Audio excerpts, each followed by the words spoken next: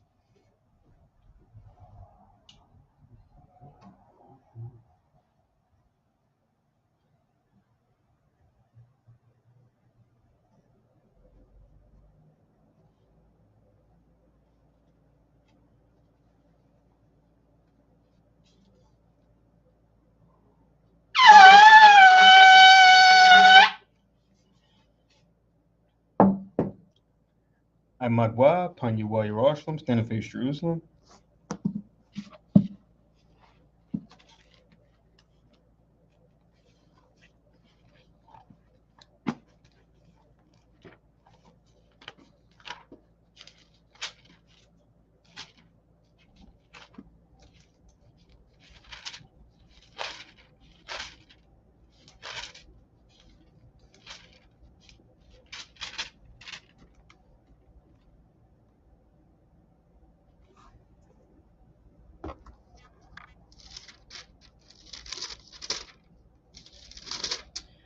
Blessing of the Sabbath.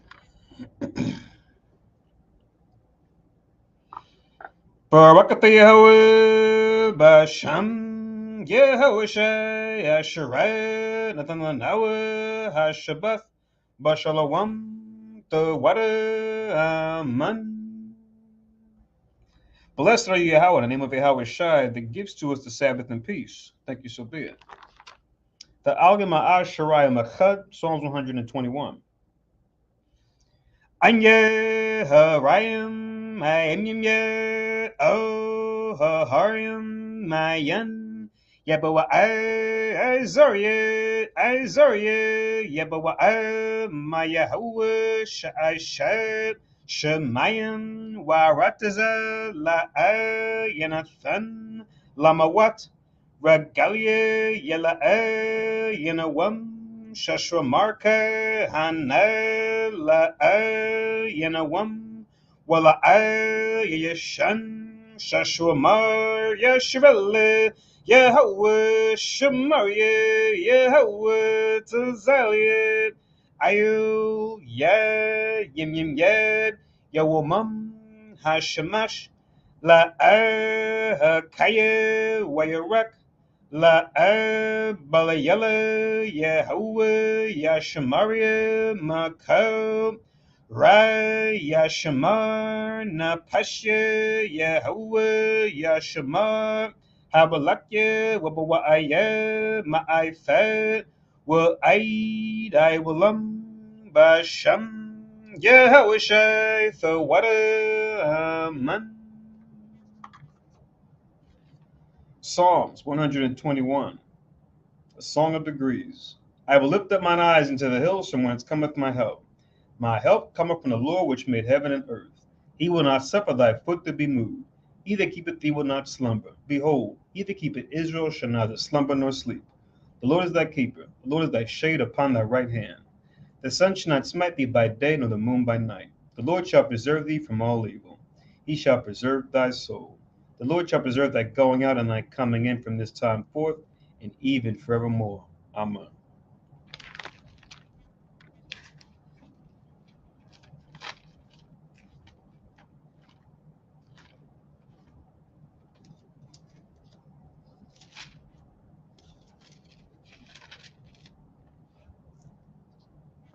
Shema Yasharella, hear, O Israel. Shema Yasharella, Yahweh, Eloheinu, Yahweh, Echad. Shema Yasharella, Yahweh, Eloheinu, Yahweh, Echad. Shema Yasharella, Yahweh, Eloheinu, Yahweh, Echad. Deuteronomy 6 and 4. Hear, O Israel, the Lord our God is one Lord. Amen.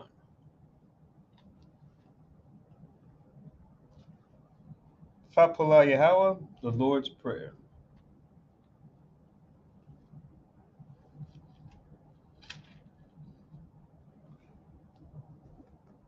Abinawe Shabbat Shemayim Kodash Hayya Shanka Yahweh Malakwavka Thaba'a Ratazawanka Hayya Aisha Baratazab Kaba Shemayim Natan Lanawe Lakam Yawam Zad wasalak nawa kabawak nawa kasalak nawa kabawak yanawa wala abiyar nawa oh nasayawan above how a shine nawa marai kaya laka hamalakwa wa ala wa thaparat wa walam aman.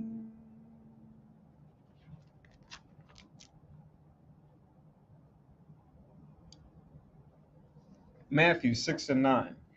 After this manner, therefore, pray ye, Our Father which art in heaven, hallowed be thy name. Thy kingdom come, thy will be done in earth as it is in heaven. Give us this day our daily bread, and forgive us our debts as we forgive our debtors. And lead us not into temptation, but deliver us from evil. For thine is the kingdom, and the power, and the glory forever. Amen. Ha'ashara Matazawaf, the Ten Commandments.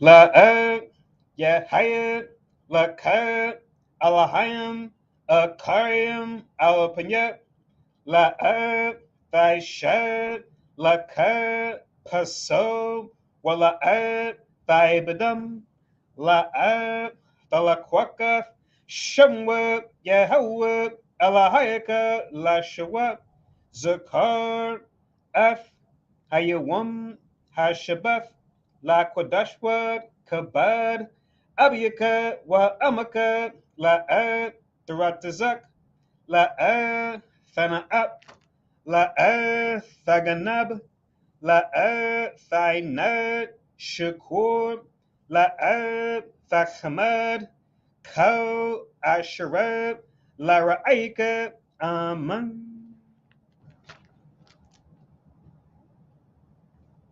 Exodus 20 and 3. Thou shalt have no other gods before me. Thou shalt not make unto thee any graven image, or any likeness of anything that is in heaven above, or that is in the earth beneath, or that is in the water under the earth. Thou shalt not bow down thyself to them, nor serve them. For I, the Lord thy God, am a jealous God, visiting the iniquity of the fathers upon the children unto the third and fourth generation of them that hate me, and showing mercy unto thousands of them that love me and keep my commandments. Thou shalt not take the name of the Lord thy God in vain, for the Lord will not hold him guiltless that taketh his name in vain. Remember the Sabbath day to keep it holy. 6 days shalt thou labor and do all thy work. But the seventh day is the Sabbath of the Lord thy God.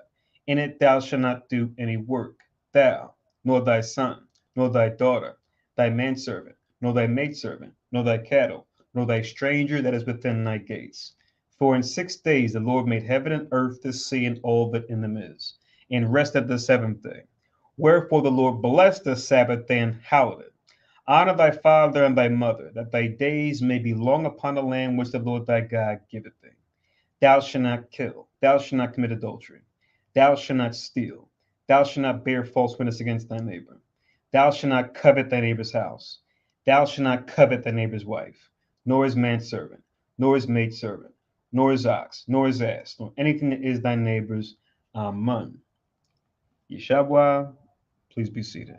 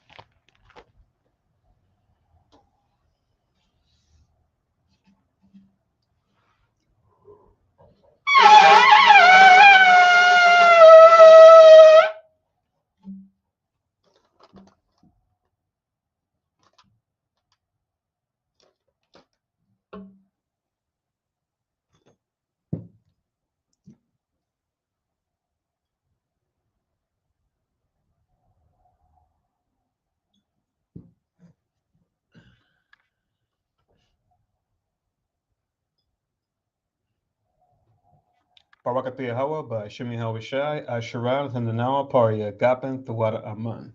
La Yahweh by Shemi Hawashai, Yasha'Allah.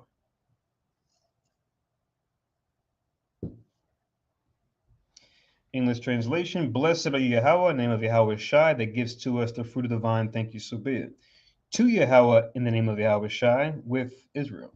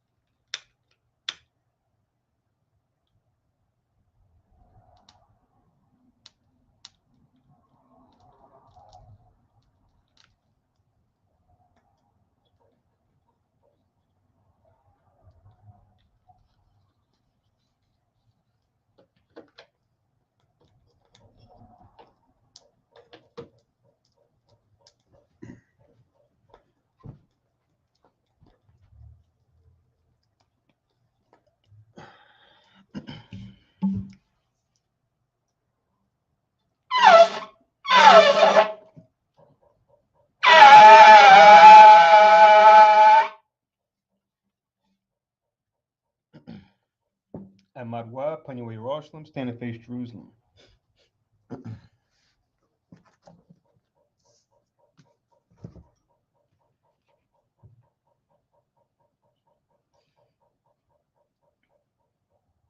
Barakatha Yahweh, Haggadah, Rakawam, Abiyar, Wanawa Eliyawan, Malak, Shao Shamayim, Warataza, Wakal, Tabarium, Kayayam, Wagam, Hamashayak, Mayahawa, Arawanawa, Ahabnawa, Hapala, Yawa Aitaza, Yahawashai, Zakarnawa, Yahawa, Bartazawan, Ainka, Yasha'ala, Zarnawa, Bana, Wasap, Yasha'ala, O Nanawa, Yam Yam, Aitha, Kayawamyam, Makwadam, Babakusha, Shalak, Maika Allah, Watazawadak, Alahayam, La Maganawa, Raparnawa, Washamam, Ailnawa, Bakur, Shalak, Haroka, Shao, Yahweh, Lanawa, Lalamadnima, Salak, Lalamadnawa, Rabium, Kakama, Thabawana, Wada Aith, Shao, the Barka, Basham, Yahweh, for Wada, Thum Yed, Wa'iwalam, Aman. English translation: Blessed are you, Yahweh, the great, merciful, mighty, terrible, most high power, King of heaven and earth and all things living, and also the anointed from Yahweh, our Lord, our friend, the wonderful counselor Yahweh Shai. Remember, Yahweh, favorably your people Israel. Help us build and gather Israel, most high, we beg you, right now, like the days of old. Please send Mike on the righteous powers to protect us, heal us, and watch over us. Mainly send the Spirit of Yahweh Shai to us to teach us much wisdom, knowledge, and understanding of thy word. In the name of Yahweh Shai, thank you, always and forever, so be it. Repeat the Hebrew only. Blessed are you, Yahweh, in the name of Yahweh Shai that gives to us the law. Barakatah Yahweh, Ba'ashem Yahweh Shai, Asherah, Nathan Lanawa, Hatawara. Blessed are you, Yahweh, in the name of Yahweh Shai that gives to us light to see. Barakatah Yahweh, Ba'ashem Yahweh Shai, Asherah, Nathan Lanawa, Awar, Lara Awa. Blessed are you, Yahweh, in the name of Yahweh Shai that gives to us the ram's horn to call the people. Barakatah Yahweh, Ba'ashem Yahweh Shai, Asherah, Nathan Lanawa, Karan, Hayo, La Korah, Ha'aim. Blessed are you, Yahweh, in the name of Yahweh Shai that gives to us the olive oil to anoint Israel. Barakatah Yahweh, Ba'ashem Yahweh Shai, Asherah, Nathan Lanawa, Hasheman, Zayath, Lamashak, Yasha'ala, Yeshabwa. Please be seated.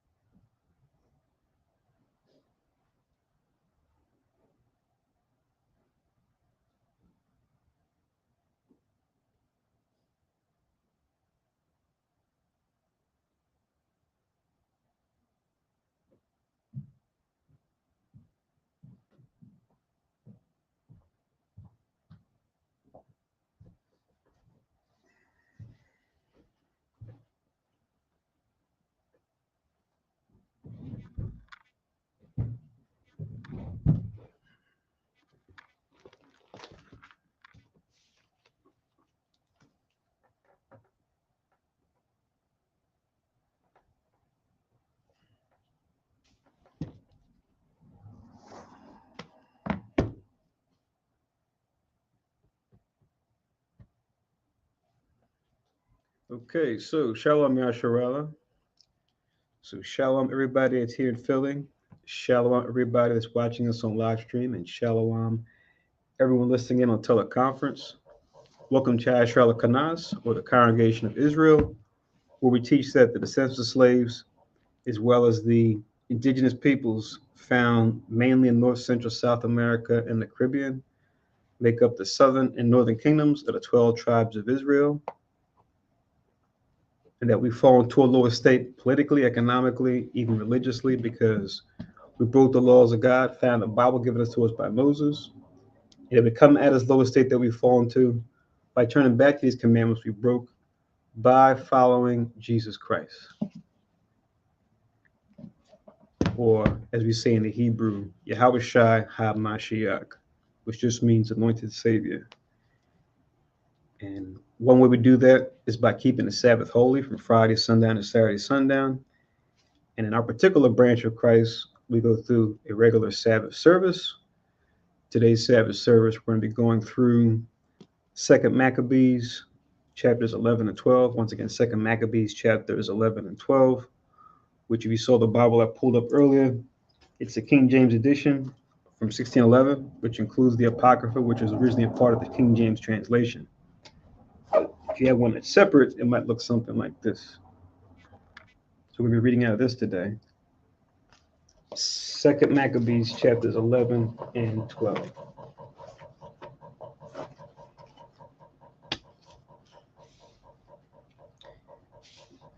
And my name is Nabiad Zerbabal. I have the privilege of going through the service with you guys today. All thanks to the Most High in Christ by way of the Holy Spirit. And just write down for your notes as we go through today's reading. According to the Gregorian calendar, it would be January 28th, 2023. And according to our calendar, it would be the 11th month and the 8th day. Once again, the 11th month and the 8th day, which we know makes sense because we know last week we celebrated the new moon, right? And the Sabbath, since they just so happen to fall on the same day. So if you count 7 days from last week, where we'll be in the 8th day, right? So that means when we keep the Sabbath next week, it'll be 11th month and the 15th day. So let's go to 2nd Maccabees, chapters 11 and 12. I'll try to keep it brief yet complete as possible, and just provide some tips as far as maybe how to find out some information when you do your studies, because a big part of learning anything, let alone the truth, is not so much knowing all the answers or knowing everything, but knowing how to find out what you don't know, right? And there are different tools at our disposal we can use to find those things out, to find out more about what it is that we read. So we'll utilize some of those today as well as we go through our reading. Make sure I have this shared here.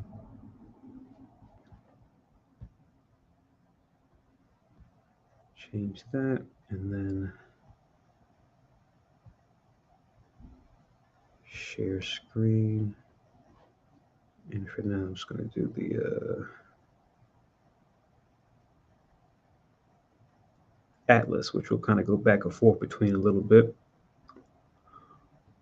so we can see some of these, see where these places were situated that we're going to be reading about when it comes to Judas Maccabeus and those that fought with him, as well as Lysias and the other Greeks and even Romans, and where they were situated. I'm like, where is it?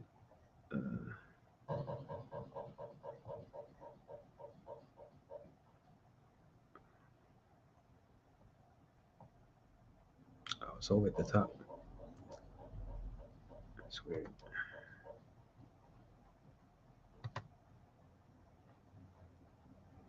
Okay. So now this is a 2nd Maccabees chapter 11 and verse 1. It reads, not long after this, Lysias, the king's protector and cousin, who also managed the affairs, took sore displeasure for the things that were done. So remember, Lysias, he was a relative of the Antiochs or the Antiochuses, and we know that Antiochus the fourth, he's like the main one we read about in the Maccabees, but there were many others too. So now he's been entrusted to be pretty much the person in charge, because he was the one that Antiochus the fourth had look after his son Antiochus the fifth, right? Who's going to be the next Antiochus that is going to be the chief power over the Seleucid dynasty or empire. So even though he's very young at this point, as far as Antiochus, Lysias is the one to kind of calling the shots here, as he's a young person. Which you would have at certain times when you have transitions between royalty, right, or heads of state, especially if they were at a very young age. Usually their counselors would be the ones that would be the de facto ruler, even though that it would have been entrusted to that next person that was in the line. So it says in verse 2, and when he had gathered about 80,000, that's 80,000, with all the horsemen, it came against the Jews, thinking to make the city an habitation of the Gentiles. So once again, didn't learn a lesson from what happened to Antiochus IV. He wants to now take over where we're at, like he does, like they did other nations, and pretty much turn it into what they want, right? As opposed to what the Most High intended for it to be, which was inhabited by his people, following his law, statutes, and commandments. Once again, these empires couldn't rise and fall throughout history, these guys included, had we not disobeyed as a people. Verse 3, and to make a gain of the temple, as of the other chapels of the heathen, and to set the high priesthood to sale every year. So they want to make merchandise of us and take our treasuries away that the priesthood have responsibility over, right? And tax us, which we're going to see that's when you go into when we follow the righteousness of God, namely when we saw the Most High fight on behalf of Mattathias and his sons throughout this history, we'll see that actually be reversed to where the Most High will cause the other nations to be at peace with us, at least for a time, and then they will give us tribute, right? Which is where the Most High always intended for it to be, just like he intended for us to follow him. It says, verse 4, not at all considering the power of God, but puffed up with his 10,000 footmen and his 1,000 horsemen and his 80 elephants, right? So this is a theme we see throughout the scriptures, but we see it here as far as men trusting in their physical might, whether it was ancient times or even modern times now. As we see, we're in the industrial age and now the information age on top of that, where men can destroy much more wonderfully and take over much more wonderfully given the increase in technology, right? But yet and still, those things still fail and fall before the power of the Most High. As we're going to see, as we do see now, we're going to see more and more as we get closer to that day when Christ makes a second coming. For all their terrible weapons that they have, the scriptures are going to stand true, showing you that what? No weapon formed against us shall prosper, right? And even talking about it only being 1 hour for them to be taken out, given all the weapons and technology they've amassed over the centuries. So to link with this, real quick, this is Psalms. Look at this in the Psalms.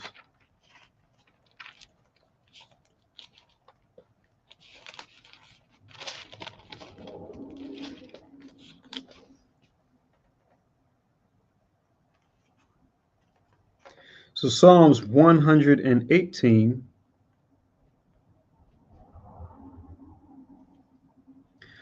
verses 8 and 9.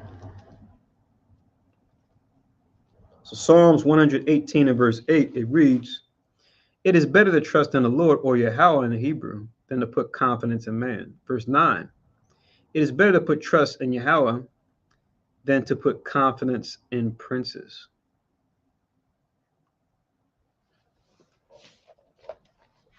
So we see that the Greeks aren't going to do that. But now Judas Maccabeus is going to do the opposite. He's going to fulfill this. He's going to trust this. And I always like to read this with Jeremiah 17, which I'll get real quick too. And then we'll continue on with the reading. Like we said, we want to keep it as brief but as complete as possible. Jeremiah 17, I'm going to start from 5 and then read down to 8. So this is Jeremiah 17 and 5. Still going with chapter 11 and verse 4. Jeremiah 17 in verse 5, which reads, thus saith the Lord, or Yahweh, cursed be the man that trusteth in man, that maketh flesh his arm, and whose heart departeth from Yahweh. 6, for he shall be like the heath in the desert, and shall not see when good cometh, but shall inhabit the parched places in the wilderness, and a salt land not inhabited. So pretty much explaining how the man who trusts in man and maketh flesh his arm or his strength, meaning trusting in that which is carnal or physical, he's not going to have any great inheritance. This is going to be a barren wasteland in the end.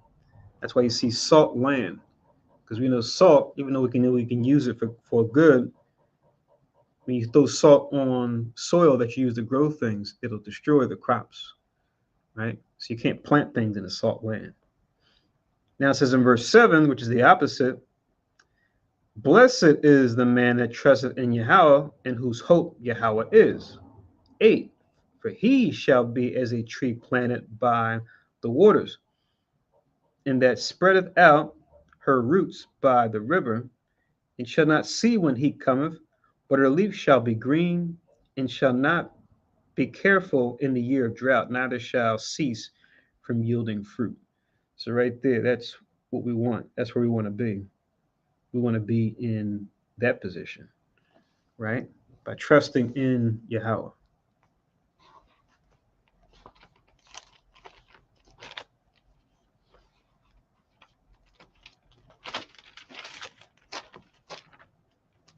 See, I like to always read those two together just to show.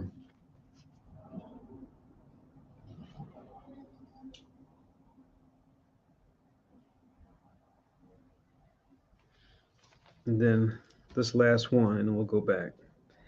Isaiah chapter 3, verses 10 and 11. Once again, Isaiah chapter 3, verses 10 and 11, to go with Jeremiah 17, 5 to 8, and Psalms 118, 8 and 9. So now this is Isaiah chapter 3, in verse 10, which reads, Say to the righteous that it shall be well with him, for they shall eat the fruit of their doings. Right? So he's saying, say to the righteous, which we know in this story is going to be Judas Maccabeus, that it shall be well with him, for they shall eat of the fruit of their doings. So he's going to be fruitful in his pursuits. Verse 11, woe unto the wicked, it shall be ill with him, which we're going to read about when it comes to Lysias and those that come after him, right, of the Greeks. It's going to be ill with him in the end.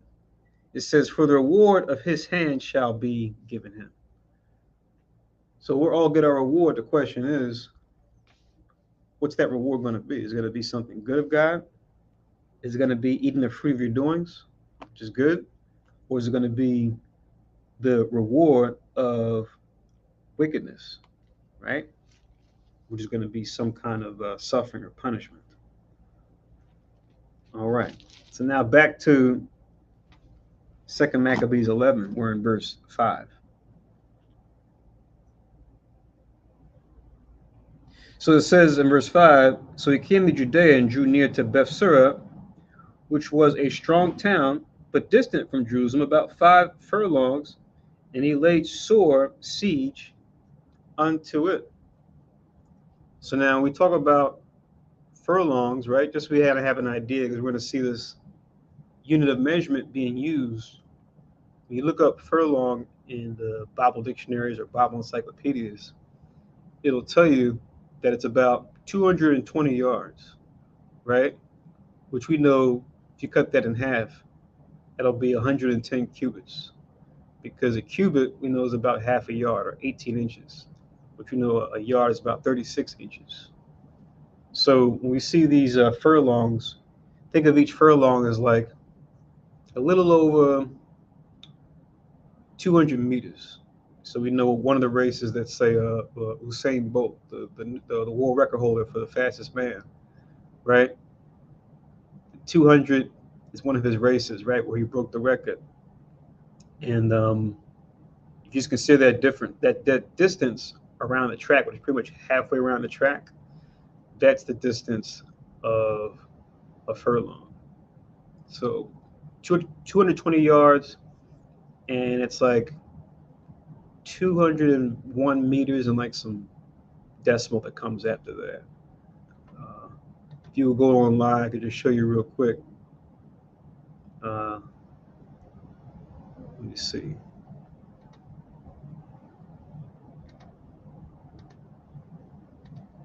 So let me create. I'll just create a new tab before because I was going to show the map too. But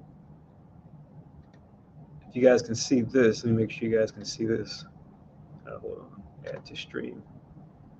Right. So Google has a built-in converter, right? So I put here how many yards in a meter, right? This will come up. So it's 1.109361 yards is in 1 meter, right? So meter is a little bit longer. But now if I get the 220, far as what a furlong is, it'll be 201.168 meters. So that's how long a furlong would be. So once again, just think about halfway around the track with some change. That's how long a furlong is, as it's going to come up quite often. And then we have Bible Atlas by Access Foundation. I got the maps up here going into this time period of the Greeks, which you'll see here. It says selected events in the Maccabean revolts. This is Atlas 92 in this Bible Atlas that's online. It's free, put out there by the Access Foundation.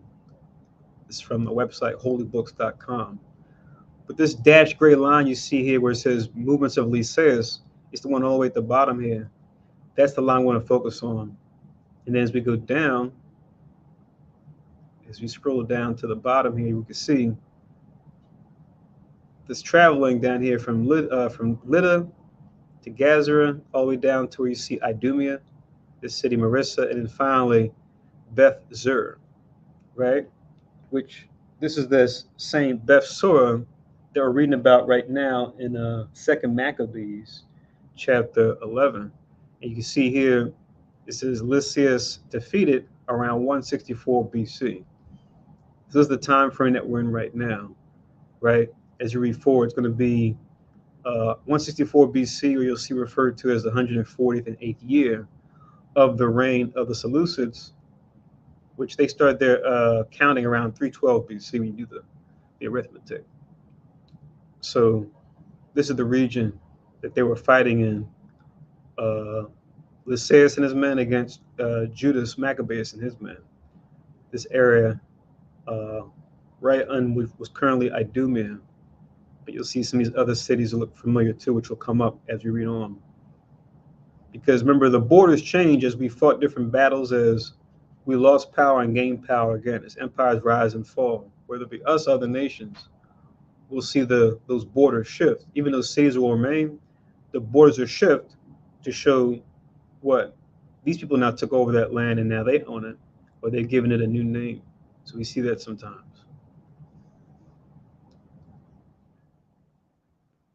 So let's remove that and we'll come back to that later. But now let's continue on. So 5 furlongs, we said in verse 5. So that's like what? Distance of 2.5 times around the track, because we know around the track is about 400 meters. So do that twice and then half a time, right? That's your 5 furlongs. Now reading on in verse 6, it says, now when they that were with Maccabeus heard that he besieged the holds, they and all the people with lamentation and tears besought the Lord that he would send a good angel to deliver Israel, right? So this is a good thing that they're praying for, right? That the Most High will send an angel to help them out. And this is something that we can even pray for as well, because the Most High tells us that what? He always keeps his eyes on those that seek him, right? His eyes, when you read the scriptures, represent his angels, right? They're like his eyes and ears on earth. Even though he sees all, he'll use them as a means to do so, right? Being his messengers. Hence, that's what angel actually means, right? But yeah, you can just read these. We haven't read these in a while, but this is Psalms 33. Psalms 33 in verse 18. So Psalms chapter 33 and verse 18, it reads, behold, the eye of the Lord, or Yahweh, is upon them that fear him, upon them that hope in his mercy. So you may see that and go, okay, the Most High's eye is upon them. So what's the eye of the Lord synonymous with? You jump to Psalm 34 in verse 7. It should probably be on the same page in your Bible, if not the other side. So one psalm up, Psalm 34 and verse 7, it tells us The angel of the Lord, or Yahweh, encampeth around about them that fear him and delivereth them. So now we're going to put this scripture to the test to see if it's true in the case of Judas Maccabeus, since we know that he fears the Most High, right? So is the Most High going to do what he said in this psalm? Let's find out. So back to 2 Maccabees chapter 11.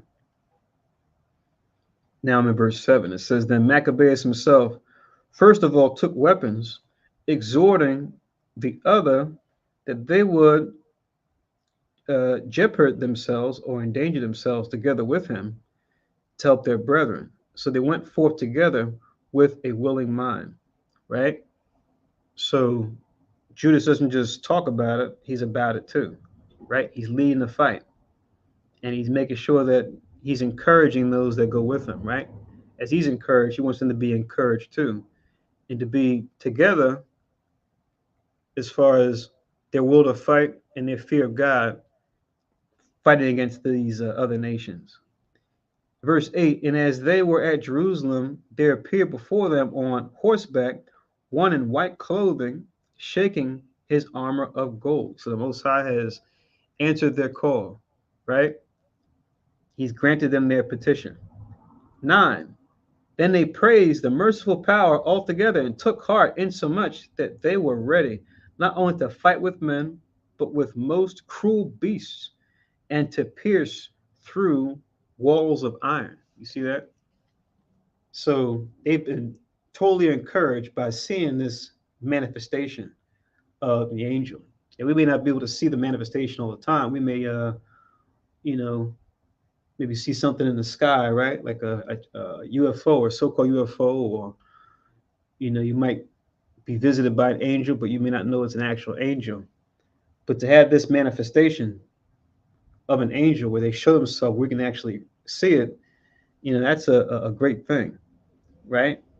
And even more for them to increase their faith, to fight against this much larger, much stronger army physically, right? That's got not only infantry or footmen, but they've got cavalry or horsemen, and they even got elephants too, right? So now they know that they have the Alahine there to protect them and to add their strength, to strengthen them against even those odds. So we pray the Most High and to his Son, through the Holy Spirit, we have access to those same Alahine, that same power. We go through our daily struggles. So let's make sure we don't take that for granted, and make sure that our righteousness is there to work in favor with us. And it says to pierce through walls of iron. So showing us being able to break iron too is power the Most High gives us as well, right? So once again, not something to be taken lightly.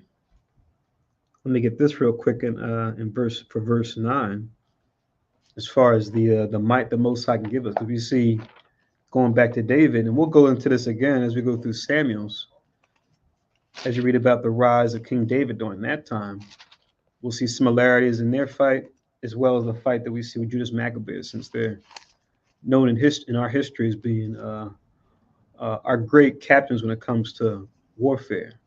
Men like Judas Maccabeus, men like David, men like Joshua, right? We can look to them when it comes to battle and warfare, right? And how to operate. So this is Psalms 18.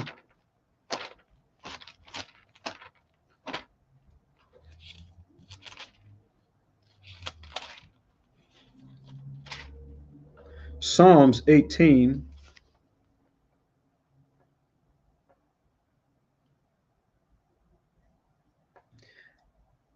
I'll start from 32, just to show the strength that the Most High gives us. So this is Psalms 18 and 32, linking with 2 Maccabees 11 and 9. So Psalms 18 and 32 reads, It is God that girdeth me with strength and maketh my way perfect. 33. He maketh my feet like hinds' feet. He setteth me upon my high places. See, he makes his feet like hinds' feet. a hind being a deer. So I'm talking about how the Most High gives him swiftness like a deer. We can run that fast, right? And bound that fast. But now check out verse 34. It says, He teacheth my hands to war, so that a bow of steel is broken by mine arms. You see? So that would be considered supernatural, right? But this is what we can tap into when we trust in the Most High and when we're up against certain odds, like we saw during David's time, fighting against the heathen, and like we're reading now during Judas Maccabeus' time, fighting against the heathen as well. Heathen being any nation who's not of the 12 tribes. In this case here, we know we're talking about the Greeks, who were the first dominant Edomite empire, right? To be dominant over all others in the history. So that was Psalms 18, 32. I stopped at around 35. Let's go back to 2 Maccabees 11.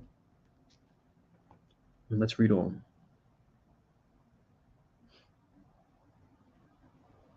It says in 2 Maccabees chapter 11 in verse 10,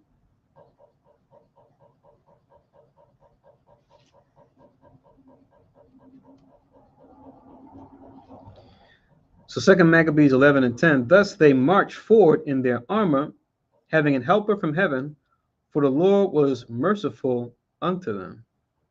You see, it's like those Psalms we read earlier, the Most High fulfilled those, right? And we even read that in the law too, right? Even going back to Exodus, the Most High sends an angel down to help us out to fight against the other nations, right? Which we know Christ was that chief one that was there even then, but he came as a in his spiritual form, uh, in his spiritual glory, as opposed to when he came later on during the time of the New Testament, in flesh and blood. Because when you read the scriptures, Christ was there since the beginning, going back to Genesis. So in verse 11, it says, and giving a charge upon their enemies like lions, they slew 11,000 footmen and 1,600 horsemen, and put all the other to flight. 12, many of them also being wounded, escaped naked, and Lysias himself fled away shamefully, and so escaped. So we sent them packing, right? All because of the Most High trusting and putting his trust in those that trust him, namely Judas Maccabeus and those that were fighting with them, right? So the Most High is the one, right, that allows us to have the victory in the battle, and he's the one that ultimately teaches us when it comes to combat, when it comes to fighting, right? And here's another scripture that just came to mind that I'll give you guys too. It's another one we don't read that often, but I'll read it now for us, and then we'll continue. This is Psalms chapter 11 and verse 11. Sorry. Link this with 2 Maccabees 12 and 11. No, 11 and 11. Sorry about that. Link this with 2 Maccabees chapter 11, verse 11. Getting ahead of myself. And link that with Psalms 144 and verse 1. Psalms 144 in verse 1, which reads, another Psalm of David, just like Psalms 18 is. It says, blessed be the Lord, or Yahweh, my strength, which teacheth my hands to war and my fingers to fight. See that? So he's putting that trust in the Most High to give him that insight and ability to learn combat and to have success when it comes to combat. So one of the many things the Most High can bless us with when it comes to his Holy Spirit, this being the spirit of might, right? So now back to 2 Maccabees 11. I read 11 and 12. Here's 13. It says in verse 13, who as he was a man of understanding, casting with himself what loss he had had, And considering that the Hebrews could not be overcome because the Almighty God helped them, he sent unto them, right? So he sat down and really thought it through and said, man, these guys got their God fighting for them, right? And he's looking at logistics, saying, okay, so here's how many men I lost and how many provisions and resources. Let me send unto them at this point because, you know, I can't fight these guys, toe to toe, pound for pound when their God is fighting with them. And we see the other Greeks, they always said to do that. They always said to try to get us to lower our guard, right? When they knew that God was with us, they wanted to use cunning to try to get us to say or do something that we shouldn't, right? Or to deceive us to make us think things were peaceful, but then when we had our guard down, then try to attack, right? That's usually the strategy that they use that we read throughout here and other places, but definitely here in the Maccabees. So it says he sent to them. But now what's happened? Let's see. 14, and persuaded them to agree to all reasonable conditions, and promised that he would persuade the king that he must needs be a friend unto them, right? So he's trying to become friends with them, right, and not fight with them anymore because of the loss that he suffered. So let's not be taken back by this because the Most High can cause the heathen to come peaceably unto you, right? Whether you're Judas and his army or just an individual, he can make this happen, right? Doesn't mean that the heathen are like your family now or like your nation. No, it's just the Most High causing to be at peace with you, right? Which he can do, especially if we follow him, right? Because in past times and in current times, the heathen will be kind to you, but they'll do it for convenience, right? To get you to lower your guard, to even take advantage. But it's easy to do that when what? The idea or the perception is, oh, there's no ill will between us, right? That we're buddies, right? So the heathen, especially Esau, they'll fake it, right? So that they can get along with you, so they can get over on you. So just be mindful of that. That the Most High, He's the one that controls the hearts and minds of men. He can easily control the heathen in their hearts and minds for our sake when we follow Him. But a lot of times for our people, we're so desperate for some kind of acceptance or love. The minute that the heathen will show us love, we think that, oh, they really care about us the way we care about them. But no, that's far from the truth. And if anything, that's just your own delusion. But now back here, it says in chapter 11, now I'm in verse 15. Then Maccabeus consented to all that Lysias desired, being careful of the common good. And whatsoever Maccabeus wrote unto Lysias concerning the Jews, the king granted it. Right? So he's being mindful, being careful with them, but at the same time, he's honoring them based on their word. But as you read throughout the different scriptures of the Maccabees, you know, he hears what they say, but at the same time, he watches what they do too. And that's just good for us to know and good for us to consider. And we'll get that scripture too when you're reading the law. The Most High says, when we go to war, we proclaim peace to cities first, right? To see if they'll acknowledge us, leave us be, allow us to keep our laws, like we're going to read, and then pay tribute.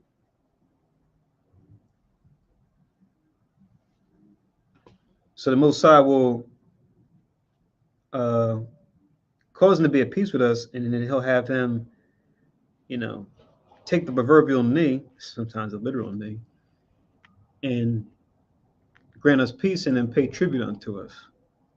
But we always give them a chance to do so, right?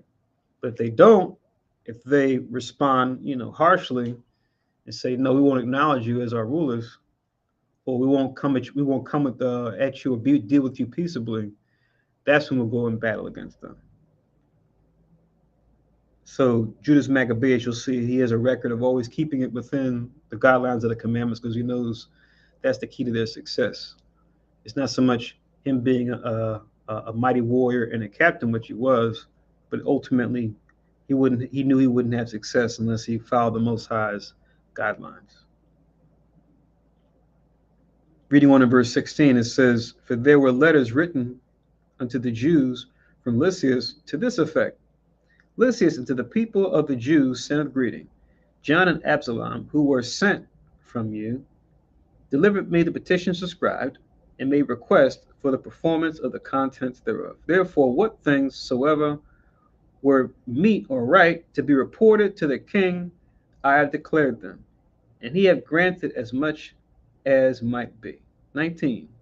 "If then thou wilt keep yourselves loyal to the state, hereafter also will I endeavor to be a means of your good." Verse 20. "But the particulars I have given order, both of these and the order that came from me, commune with you. Fare you well the 140th year, the 24th day of the month, Dios Corinthians." Right?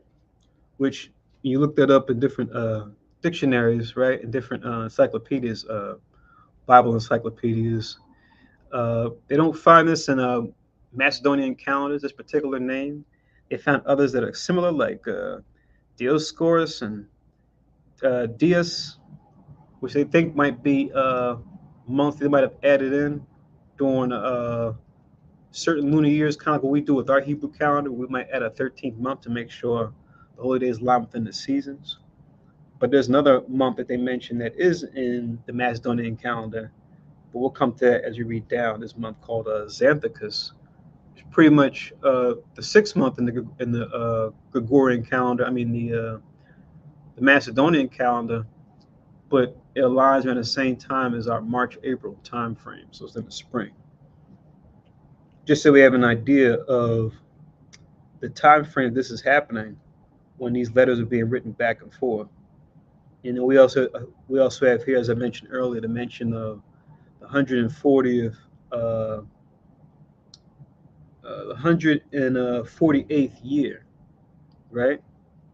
To let us know the time frame that we're in, which was like around 165 to 164 BC, like in that time frame.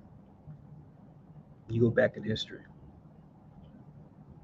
Reading on to verse 22, he says, "Now the king's letter contained these words: King Antiochus unto his brother Lysias sendeth greeting. Since our father is translated unto the gods, our will is that they that are in our realm live quietly, that everyone may attend upon his own affairs." This is the king responding back to Lysias, right? Notice he mentions gods, right? Because yeah, they see the power of our God, but they won't turn away from theirs, right? Because they're strange, right? The strange nations follow their strange gods. They're hooked on them. And we'll see that even being the case even after the Most High sends his son back, right? And you read the scriptures about how it's going to be in the kingdom.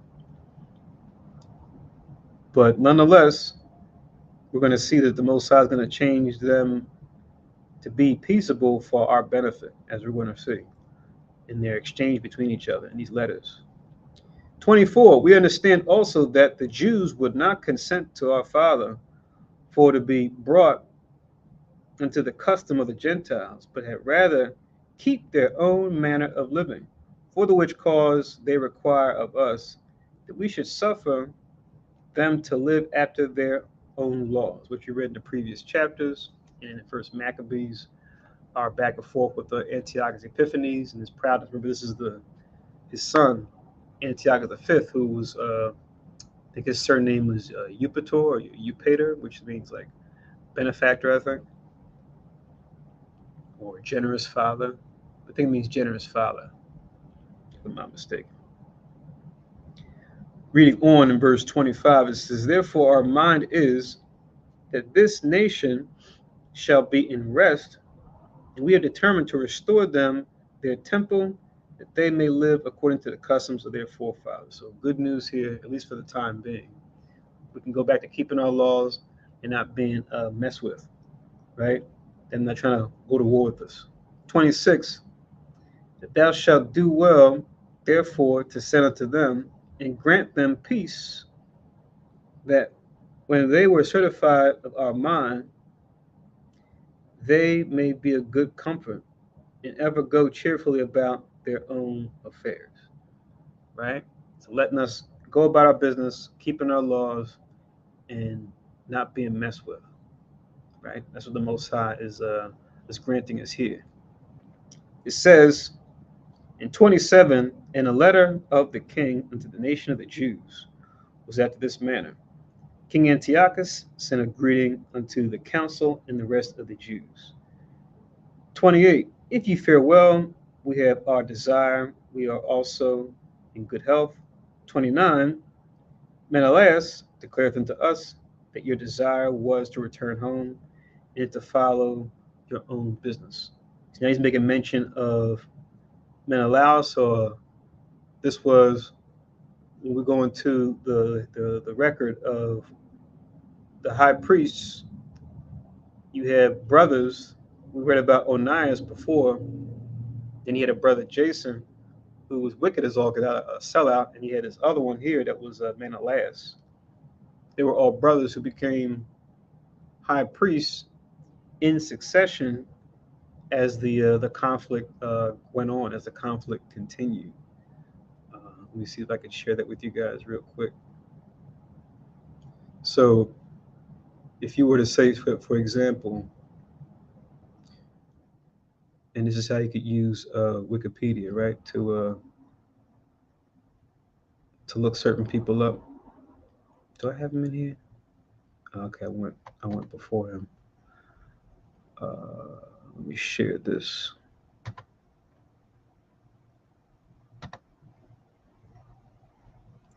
And because I pulled these up when I was getting ready. Now, if you were to go to Wikipedia, because this name Menelaus comes up a lot, right? To make sure we're not confused,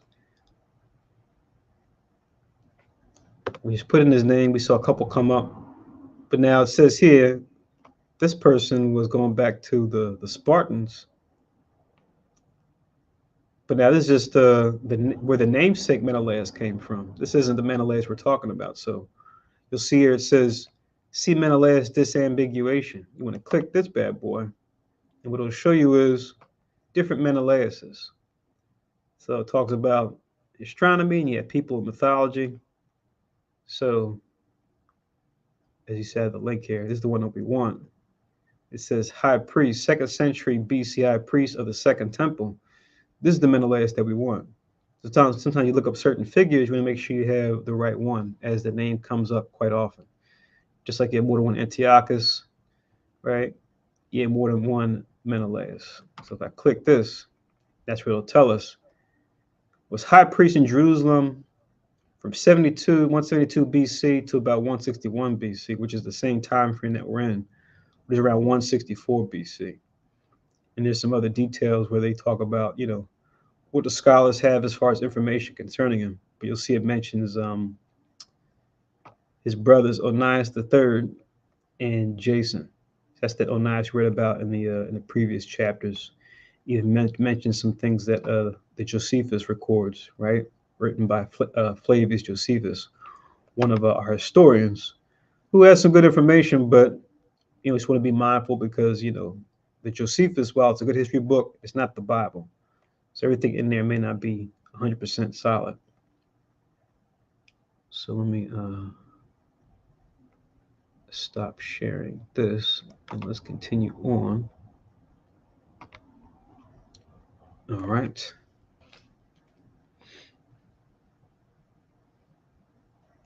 So now back in 2nd Maccabees 11.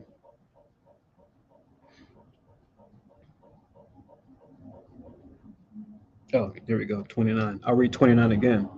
Menelaus declared to us that your desire was to return home and to follow your own business. 30. Wherefore they that will depart shall have safe conduct to the 13th day of Xanthicus with security. So there's that Xanthicus that we mentioned before. So now And I we were just looking at this online, but let me pull it up again. Why did it go away? Let me share it again. I'm not sure why it got rid of the tab. Let's see if you guys can see it. Okay. So now, once again, if I go to search again, and then I put in, and I could do this here. I could do it right at the level of Google too, if I wanted. But I can do it also within Wikipedia as well.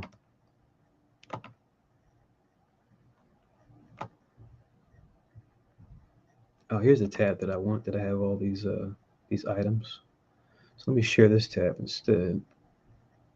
Share this tab. Okay.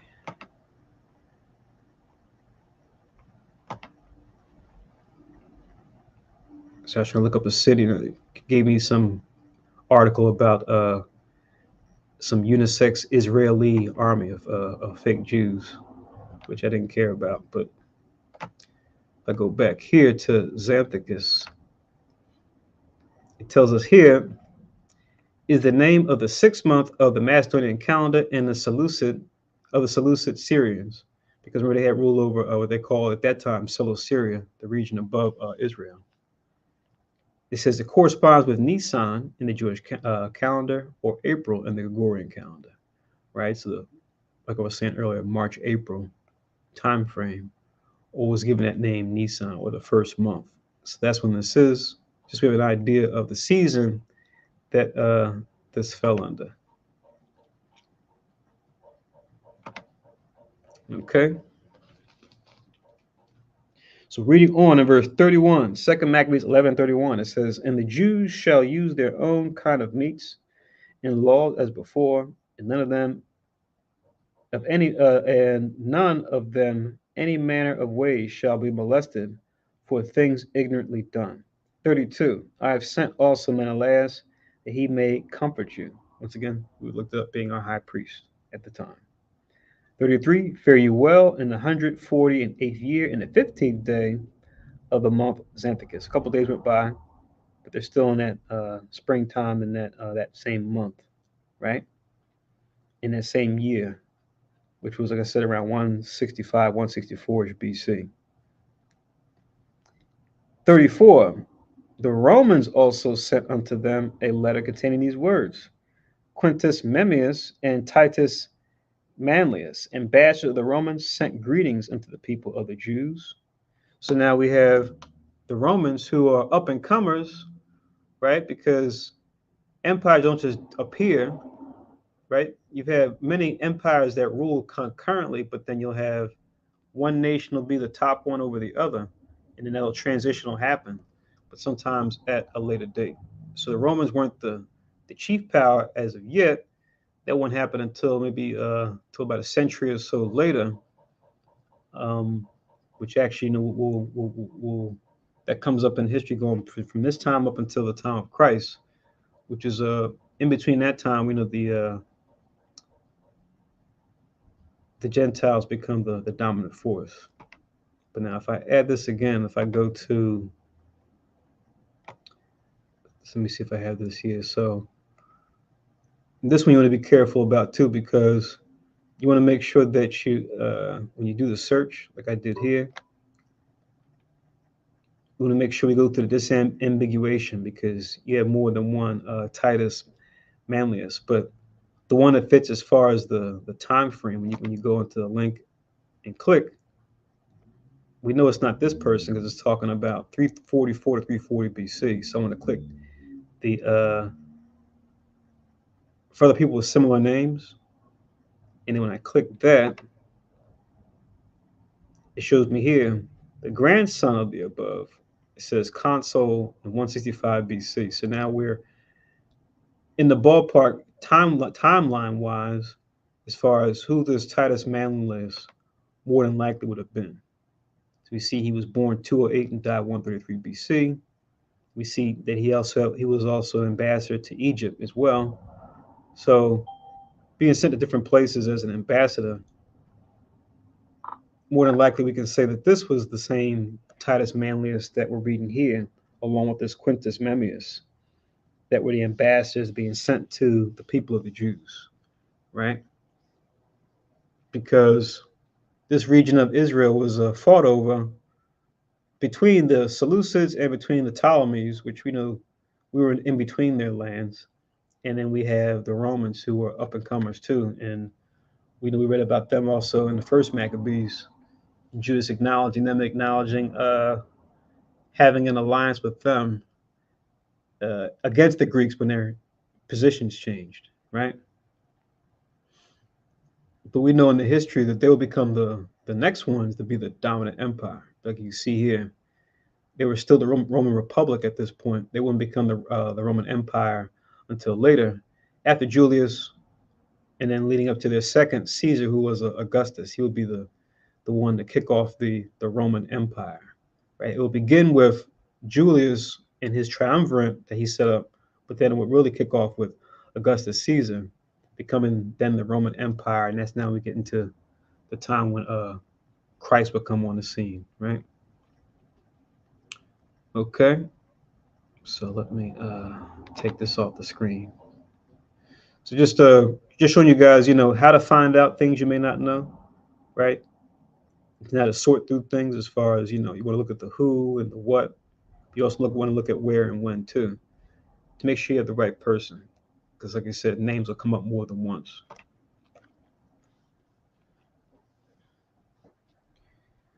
So now reading on, it says in verse 35, this is what these Roman ambassadors are sending to them, or to us.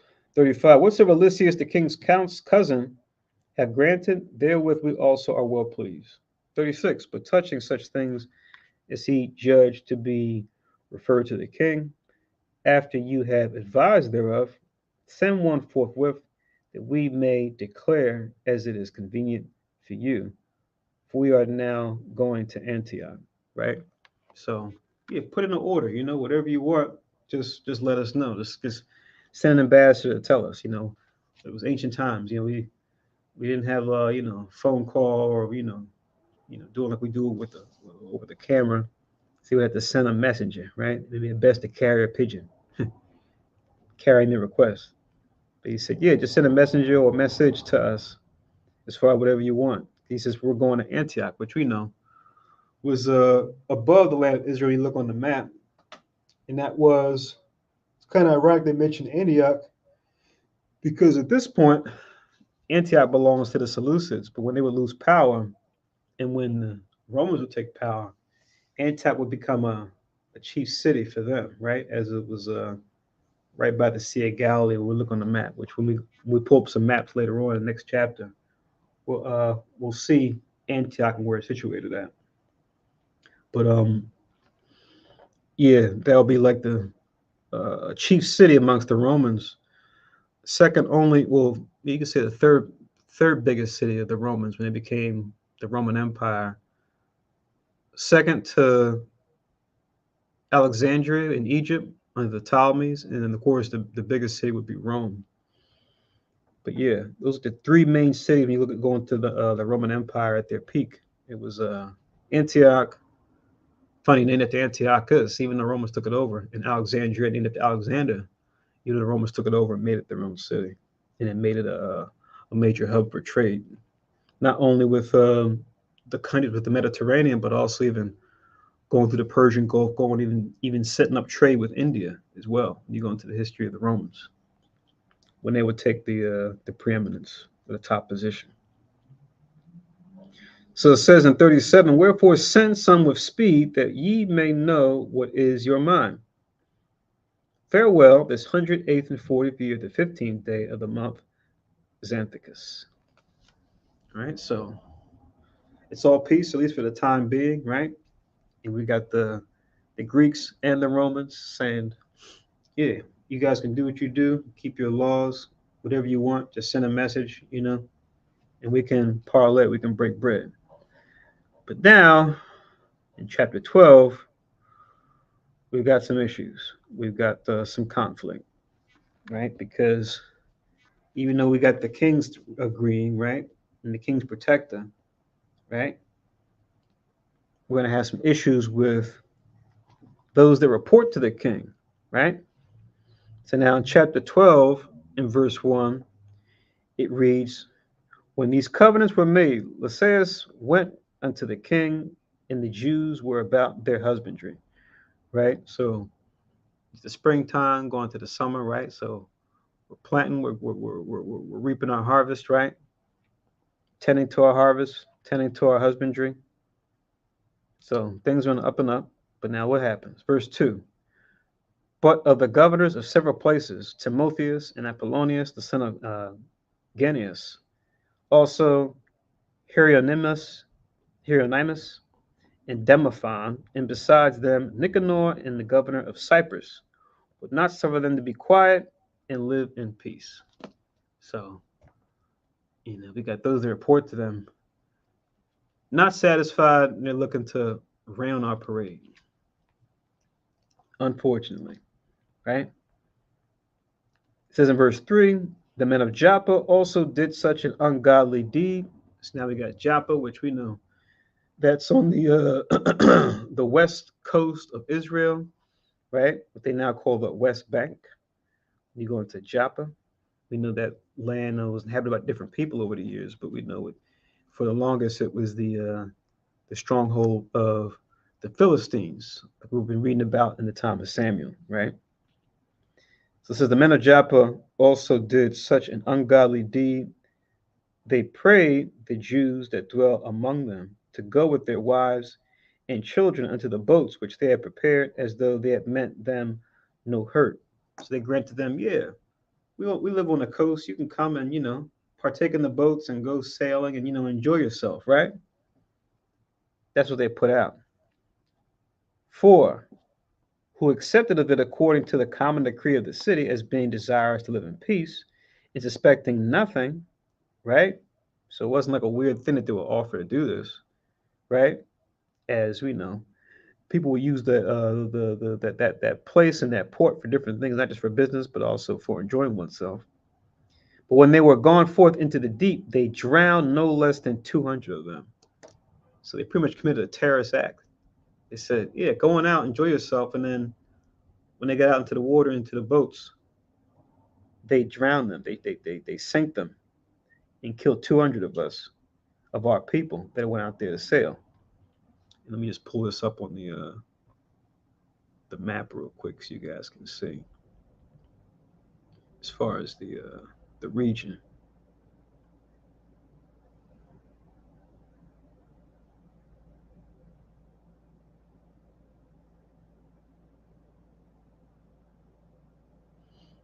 See up here when you see that's one city, right? This is Joppa. This is the region that this happened at. Right up here on the upper left-hand corner, where it says Mediterranean Sea. This city right here that's in the red, right before you get to the green, in the Yarkon River, Joppa. Just that you have an idea of where this happened.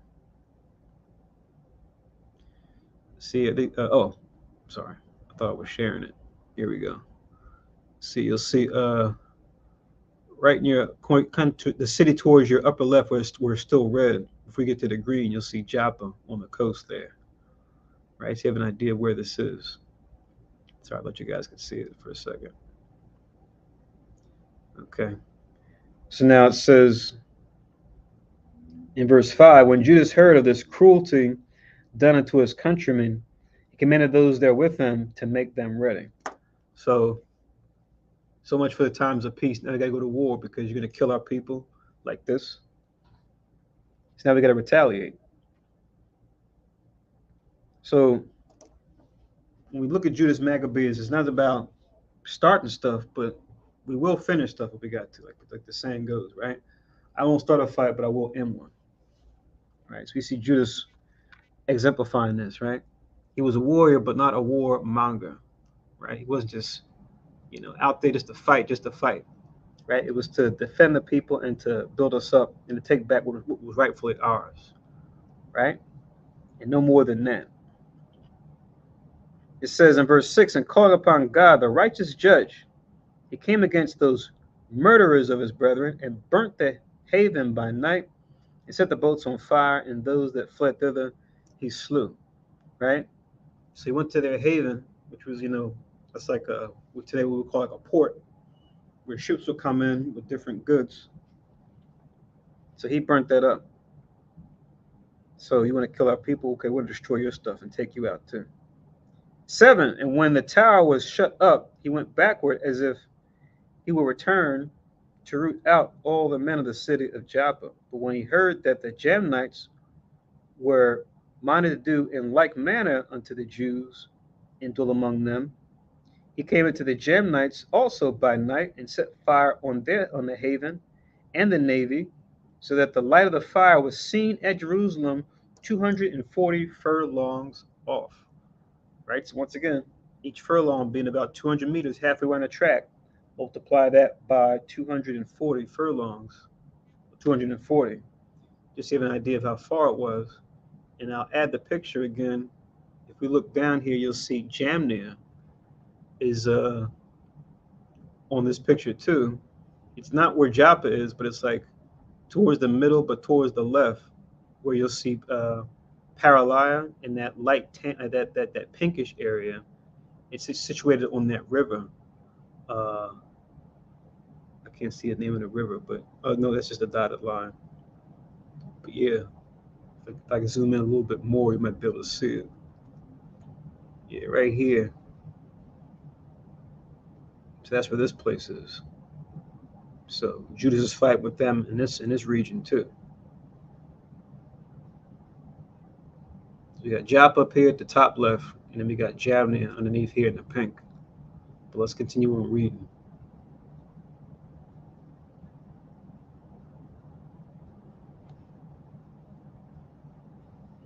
It says,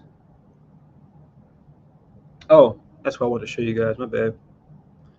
So if you look towards the middle, going towards, I should say, lower uh, the lower right hand corner, but not too low down. But you'll see Jerusalem. You see a red circle with two spears going through the middle. So they said that the burning was so much at Jamni over here going towards the coast on the left side. They said they could see the burning from that far of a distance. So from all the way from Jamnia all the way to Jerusalem, they said they could see the fire, the smoke going up. So that's like pretty much going all the way across the land, almost getting to where, getting to Jerusalem. We're starting to get more mountainous as you went to the other side of Jerusalem. So that was quite a fire that they set. It says for them to be able to see the fire all the way at Jerusalem, just so you have an idea. But yeah, just wanted to just show that just for a comparison. So now, verse 10, second Maccabees 12, verse 10. Now, when they were gone from thence 9 furlongs in their journey toward Timotheus, no fewer than 5,000 men on foot, 500 horsemen of the Arabians set upon him. Right? So they're going towards this other guy, this other governor of the several places of the Greeks that want to start stuff. Now you got the Arabians or the Arabs in the mix, trying to get in the way of us taking our lands back and getting our revenge or our justice against these heathen. So it was mainly the Greeks, but yet others too that were confederate with them.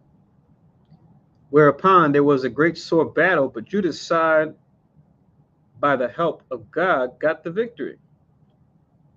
So that the nomads of Arabia, being overcome, besought Judas for peace, promising both to give him cattle and to pleasure him otherwise.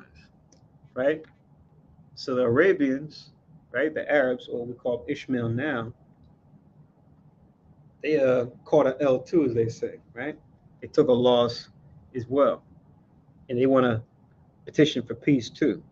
I guess they didn't get the memo from Lysias when they fought against us with an even larger force than what they got here. So once again, the heathen are kind for convenience. You know, they're kind when they know they got the advantage, or they're kind when they know you have when they have the advantage, or when they know they can't beat you, head on.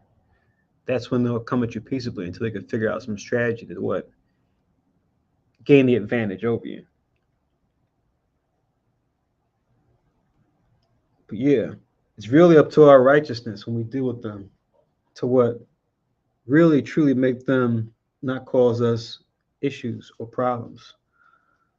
I know we read it a lot, but let's get it again. I know we're in chapter 12, verse 11, but always remember this verse, Jeremiah chapter 15 and verse 11.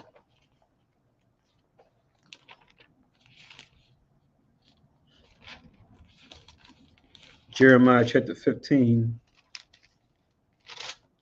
in verse 11, which reads,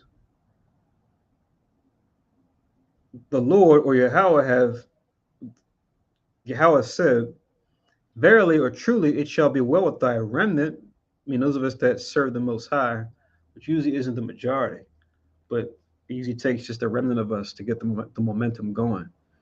Just like we and other branches of Christ out there keeping the Sabbath today will be like the remnant of Israel that seeks after it, whereas most of our people aren't doing it.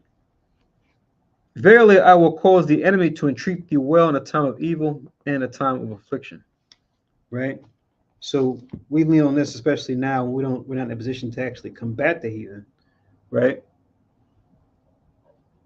Uh, as far as physically, anyway. But we have that spiritual hedge about us as long as we follow the Most High's guideline. So in this case, we had that, but at the same time, if we had to go to battle with them, the Most High will protect us and strengthen us, like we saw in the previous chapter.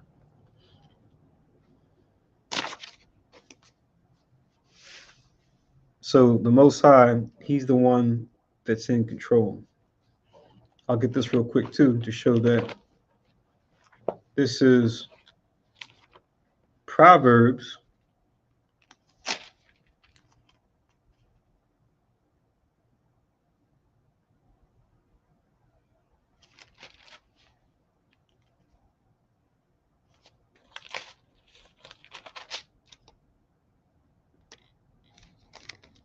Wait a minute. So we go to Proverbs.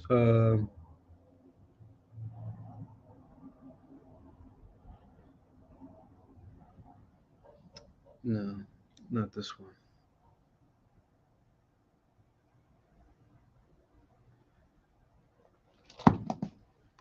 So I got a verse in mind, but this one is the one about the heart of kings being unsearchable.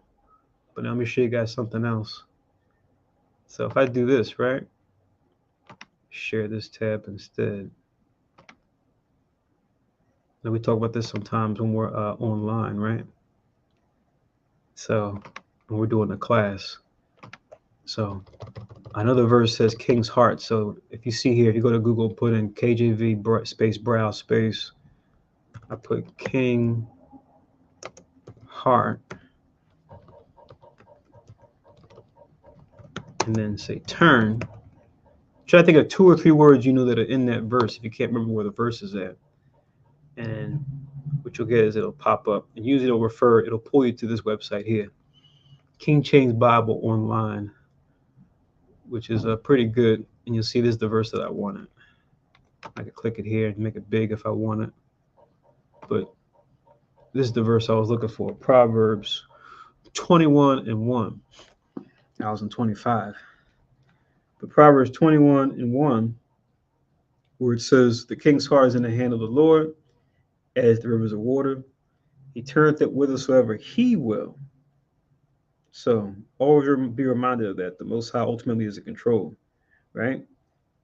Still use your means as far as cunning and wisdom when it comes to parlaying with your brothers and sisters, as well as parlaying with these other nations, right?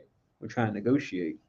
But always remember, ultimately, it's the Most High that has that deciding factor when it comes to that final decision that they're going to make. So let's make sure that we always remember that. But let's go back to Second Maccabees 12. So it was Proverbs 21 and 1 and Jeremiah 15:11. So back in Second Maccabees 12,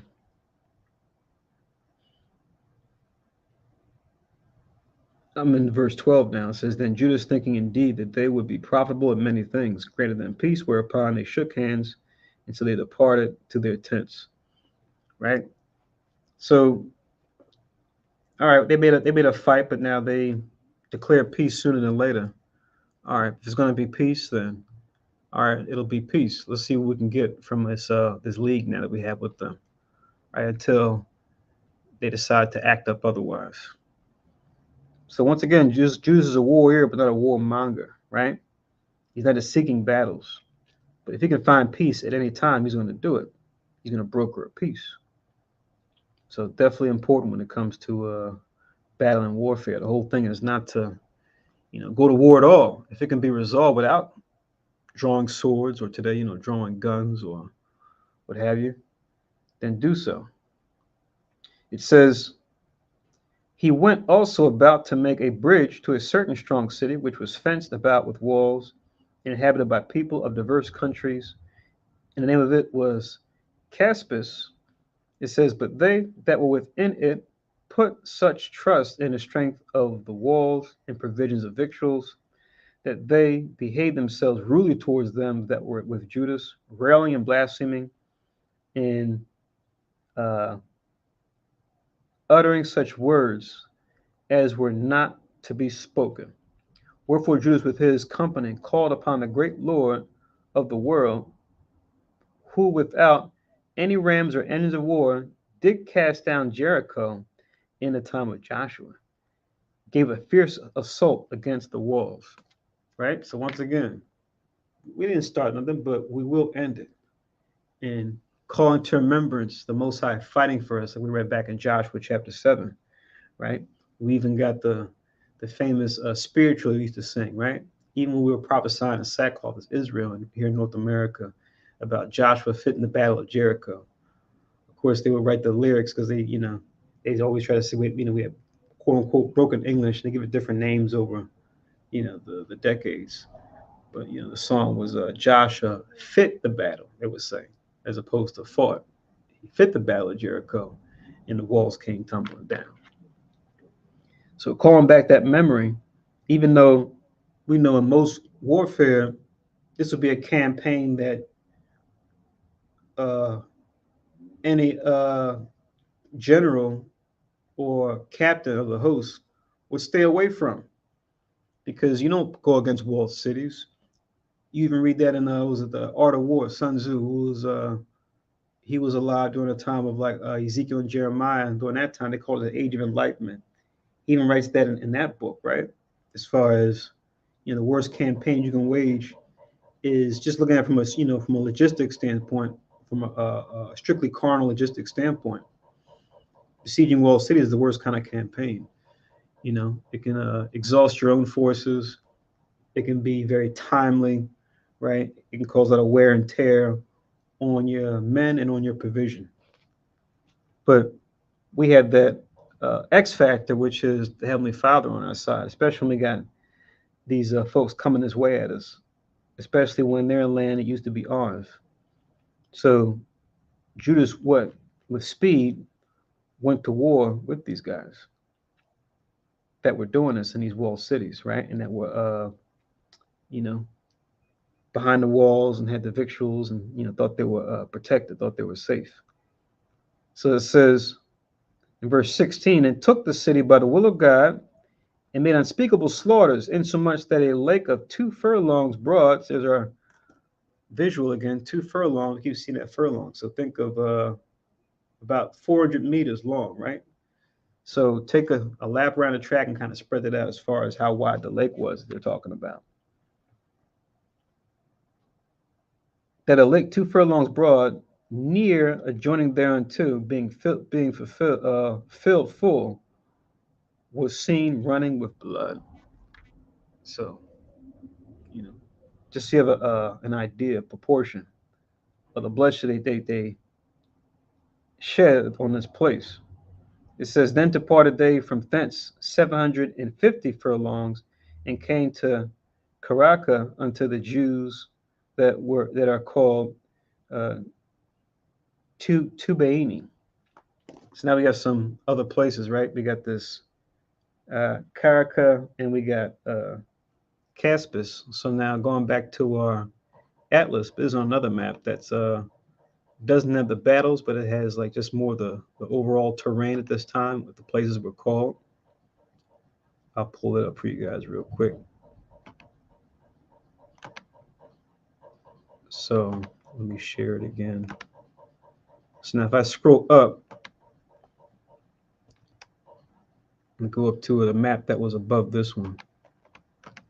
Yeah, so this is a map that really shows you the miles, the distance wise. You kind of have an idea for proportion as far as how far apart things were. We had to go to the northern part of Israel at this point. We're going to go to the southern part later on in the chapter, but if you go above, we see we got the Red Sea, and we got Jericho, right, in proportion to the Jerusalem, right, where it's towards like the bottom middle. As you get to Samaria and Gilead, right? Now we start seeing some of those places, and we get close to was the sea. It says the Sea of Gennesaret. This will become the Sea of Galilee later, right? Now we see some of these places that we were talking about earlier, right? What we see, uh,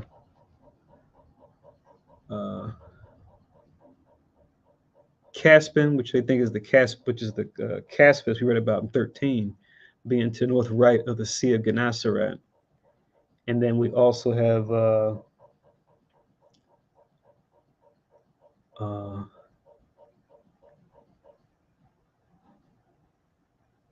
wait a minute.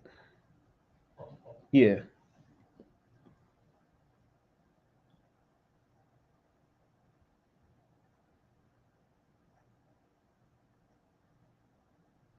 See, some of the spells might be a little bit different, but I think they were saying that this Carax might be what this Caraca might be referring to. But I know the main reason why I want to pull this map was for this over here, this Synthopolis, but we'll get to that in a second. But mainly just want to show you these places we were fighting at with these heathen at this point, and how it was in the northern region of Israel.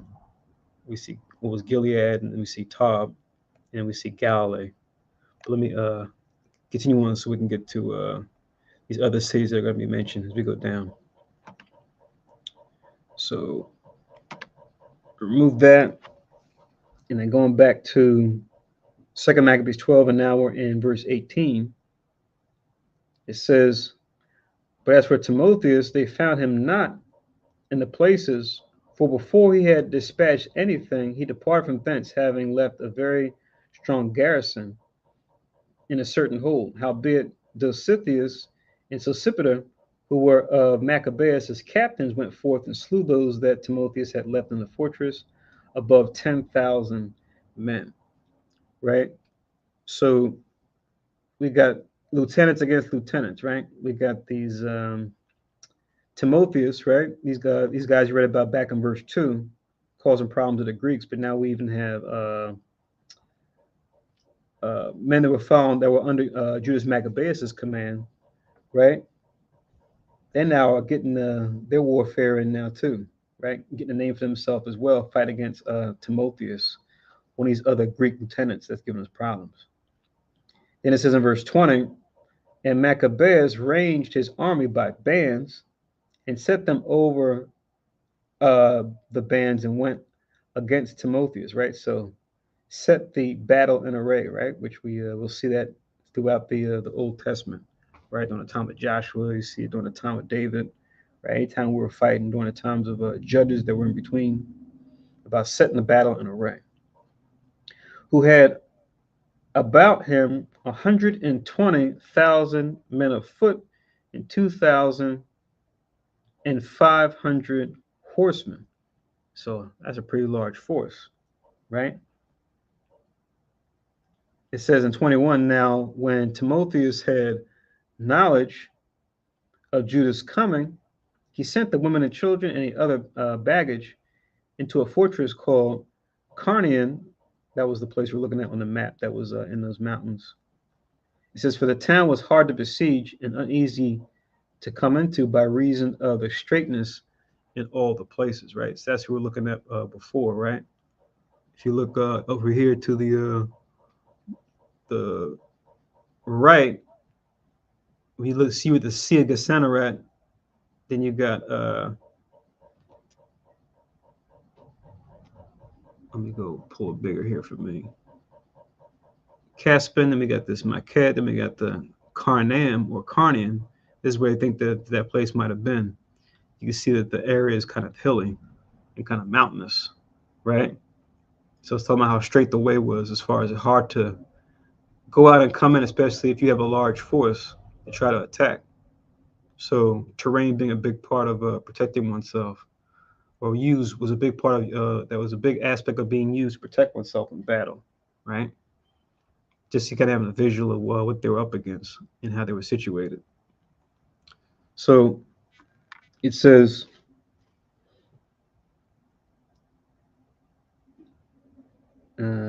22, but when Judas, his first band, came in sight, the enemies being smitten with fear and terror through the appearing of him that seeth all things, check that out, fled amain, fled again rather, one running this way, another that way, so as that they were often hurt of their own men and wounded with the points of their own swords. Check that out. So even though it was a straight way, a straight place to fight and hard to take, you know, with the power of the Most High, we can do the things that most generals would avoid, right?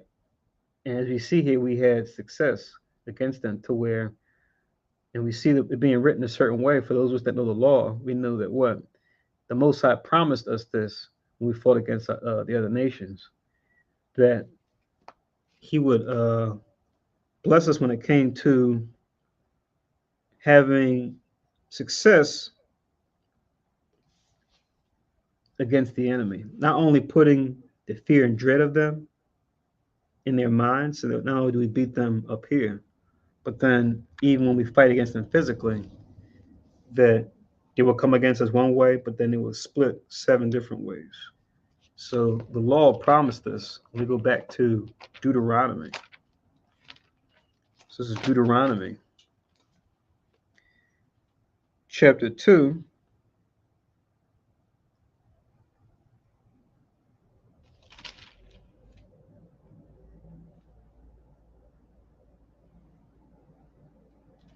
So Deuteronomy chapter 2, 24 and 25.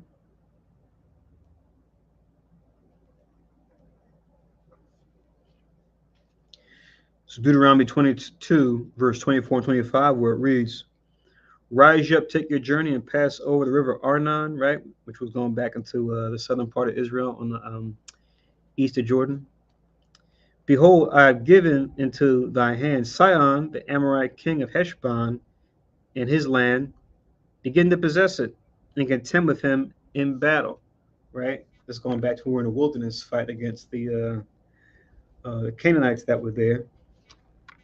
25, this day will I begin to put the dread of thee and the fear of thee upon the nations that are under the whole heaven, who shall hear a report of thee and shall tremble and be in anguish because of thee.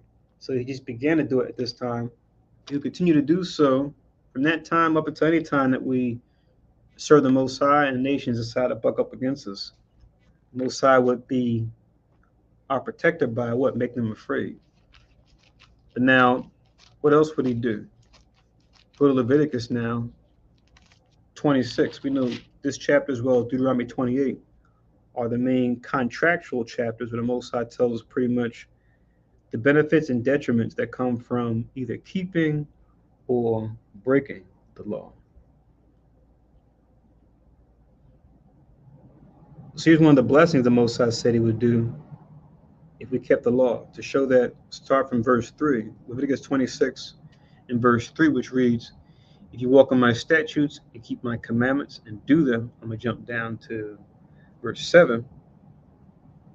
It says, and ye shall chase your enemies, and they shall fall before you by the sword. We just read that in 2 Maccabees 12. Verse 8, it says, and 5 of you shall chase 100, and 100 of you shall put 10,000 to flight, and your enemies shall fall before you by the sword. Right? So the Most High letting us know, if you just trust me, even if your enemies outnumber you, I'll still break them down. Right? I'll still give you the power to break them down.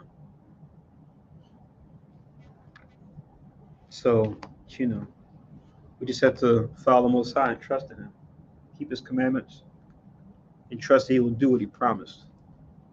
So back to 2 Maccabees 12. Let's read on.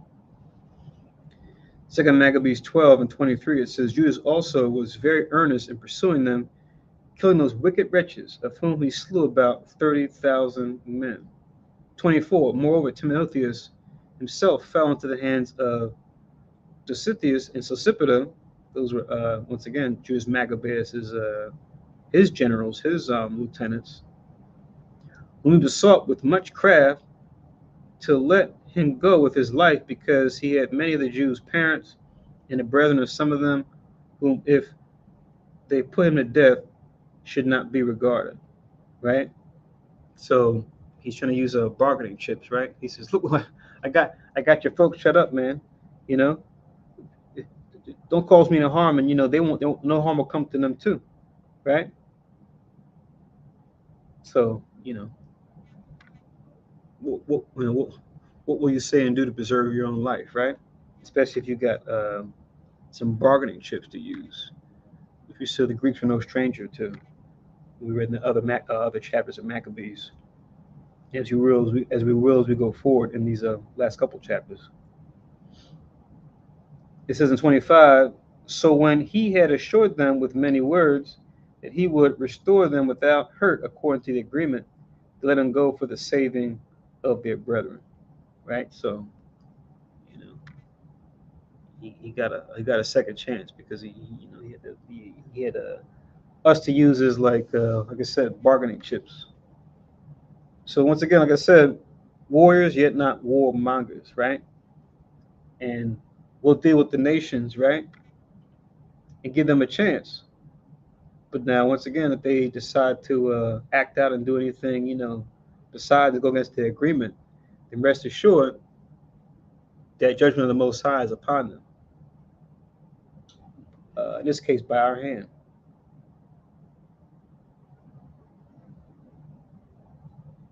26. Then Maccabeus marched forth to Carnian, to the temple of Atargatis. It says in my side caption, Venus.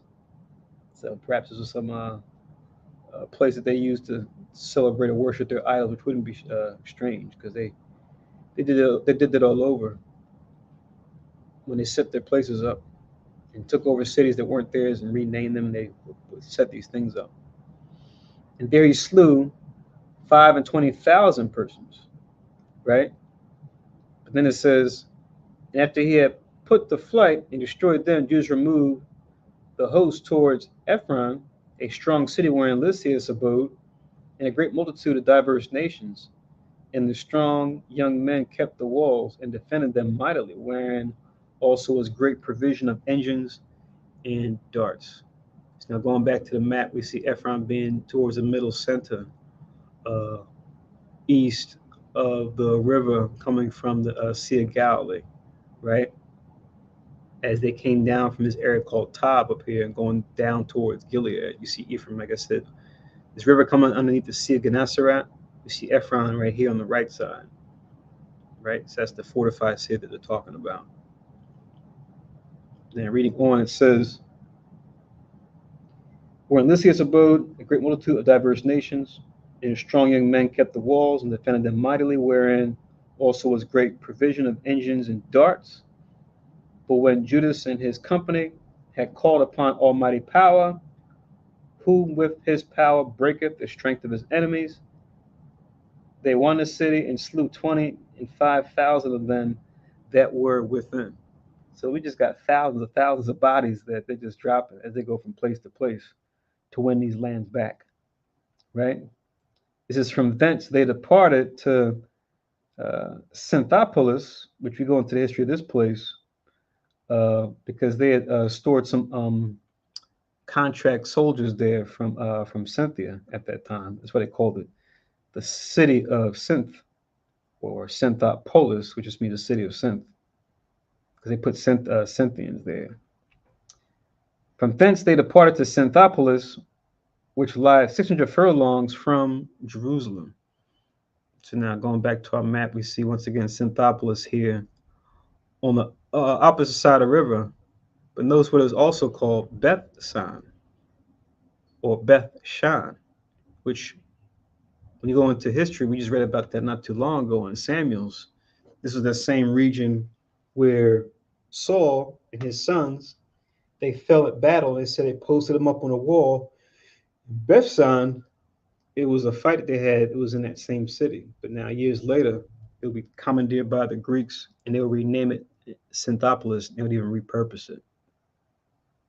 And if I slide down here, you'll see Jerusalem all the way down here as I go down,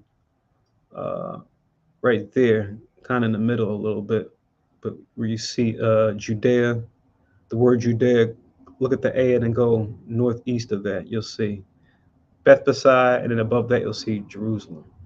So you can kind of get an idea of the distance between Jerusalem and Synthepolis or Bethshan, which is towards the top of the map at this point. So yeah. So yeah, when you look up Synthepolis, when you look it up, it'll redirect you to Bethshan. You do the history on it. As I think it's in my history when I was looking this up before. Let me see. Karakal. Do I have it in here? I think not on this tab. Oh, I think it's this one. Yeah, here we go. So if you go to Wikipedia and look this up, it'll redirect you. It'll say an ancient city in Israel on the site of modern Beit She'an. So this is just the Yiddish for the same place.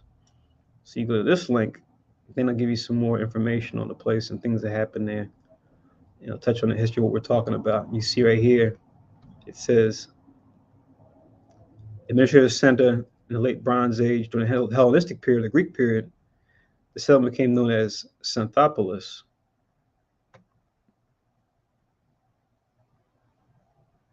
And then you go down here a little bit more. It'll go into the history we were just talking about. As far as the history of the place in the Bible, in that Battle of Gilboa we read about in the Sabbath service not too long ago. And then during the Hellenistic period, it goes into Scythian mercenaries who sailed there as vets. Hence they called it Synthepolis. Because the Greeks, yeah, they fought, but they employed others that they had conquered as well to use in their army. So you read about the Revolutionary War, you had Germans, right, that were used as mercenaries. They called them Hessians. If you guys remember the, Revolutionary War history, right? So there's that information. All right. So let's go back.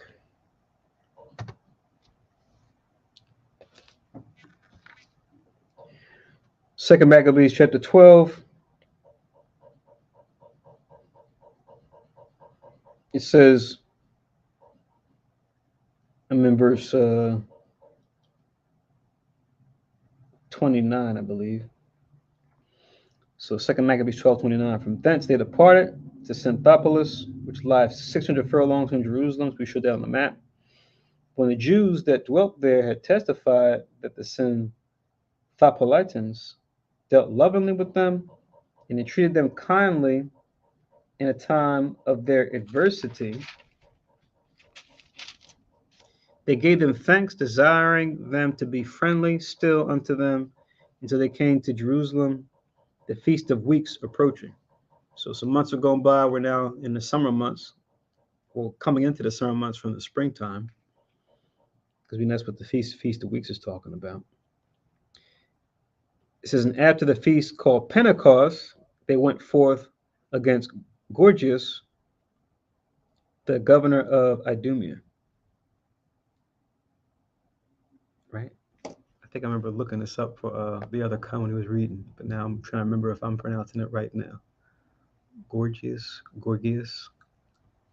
I'm pretty sure it's Gorgias. But now, once again, if we look someone up like this, we want to make sure we do the same thing and that we do disambiguation. We want to make sure we look up the right Gorgias. So if I go back here and then pull him up, go back to my Bethshan link, and I put Gorgias. So we'll get a couple different things. The first one that comes up is 483 to 375 BC.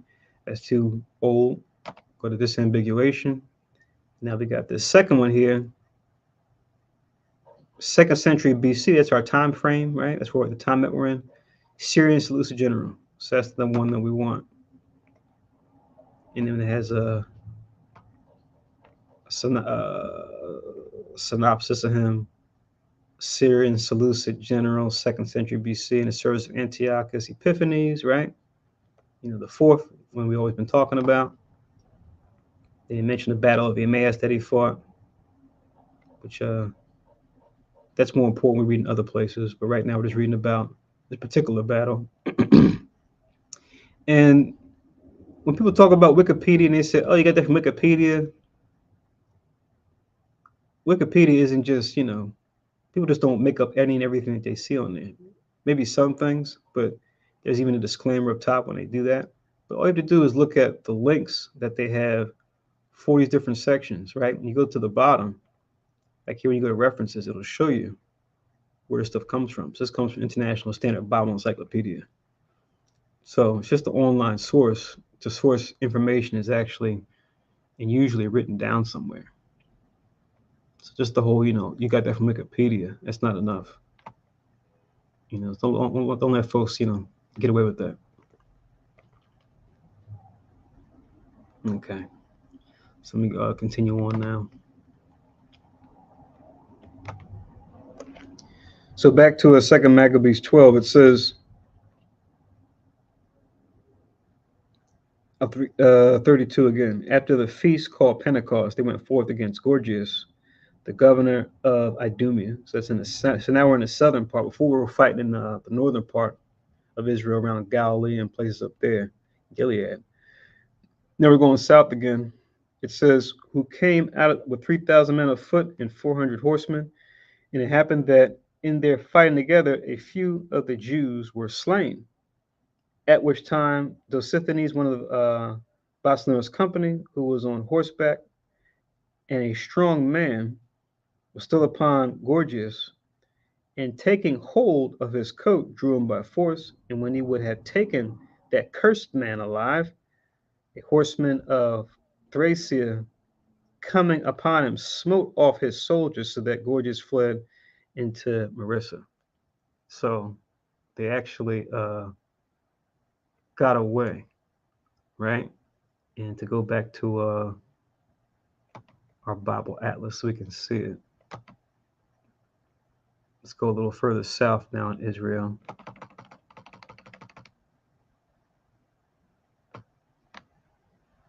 Let's see, we want this map or the other map? Share again. Add to stream. So back on our Bible Atlas. You see the word Idumea. If you look above that, you'll see Marissa. You see it being pretty much right across from Hebron, but looks like a little lower in elevation, right? And I think this is on the battle map too, if I'm not mistaken. If I go down a little further, let me see, just make sure. You don't see Gorgias's name mentioned here, but you still see it being a place that they travel back and forth. You see that Lysias, before he traveled to Marissa too, which you see at the bottom of the map. But the map above that I was looking at before that, more the terrain, had other cities besides that. But we see that place Marissa and where it's situated at, which at this time was under control of Idumea, right? Which is funny because that's their people, right? That's their older name. So even though they might have changed names, sometimes the places of land still remains, or that still stays the same. So now reading on, it says 36. Now when they that were with Gorgias had fought long and were weary, Judas called upon the Lord that he would show himself to be their helper and leader of the battle, like we did in the previous chapters, right? In verses. And with that, he began in his own language and sung psalms with a loud voice, and rushing unawares upon Gorgias's men, he put them to flight, right? So he now assisted them in this battle, right? He assisted the Scythians, right? Who he got away from. But now Judas is entering the fray to come against them. So he fought them and then sent them packing again. Then it says, so Judas gathered his host and came into the city of Adullam. We're going back to the map. This uh, Adullam with an A is the same as Adullam, so you can kind of have an idea of how far apart they were. So it was close by. Remember, it's the same cave, and back in First Samuel 22, we read about in the Sabbath service as well, when David first fled from Saul and gathered together his initial forces, uh, about 400 men or so, to begin his rise to power, but slowly but steadily.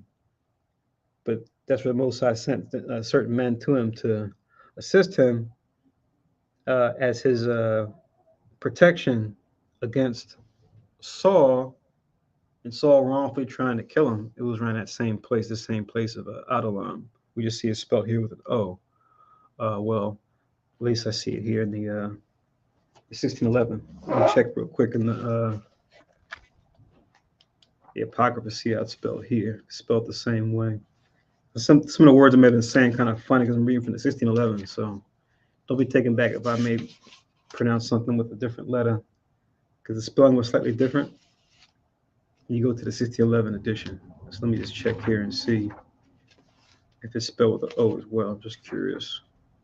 Second Maccabees, chapter 12 and verse 38.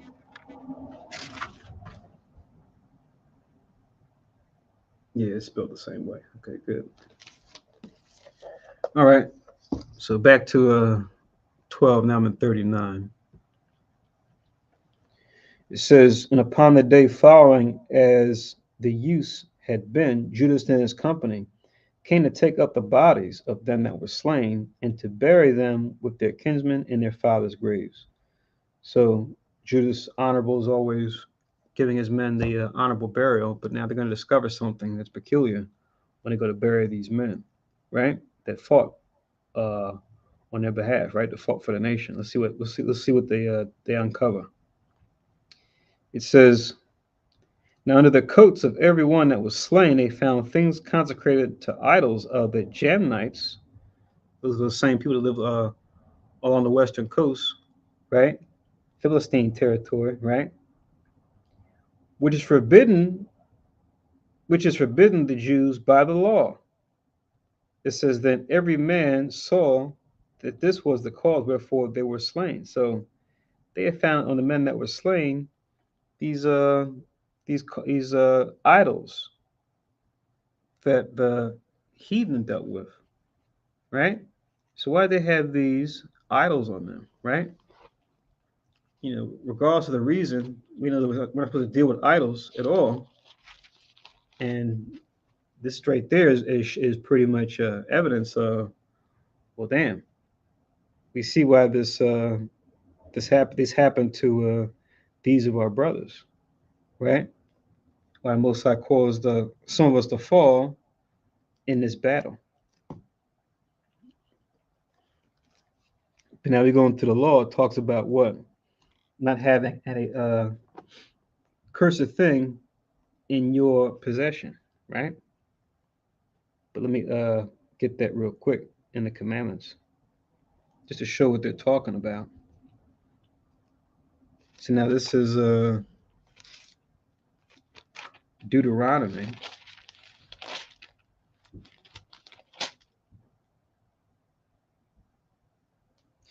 Deuteronomy.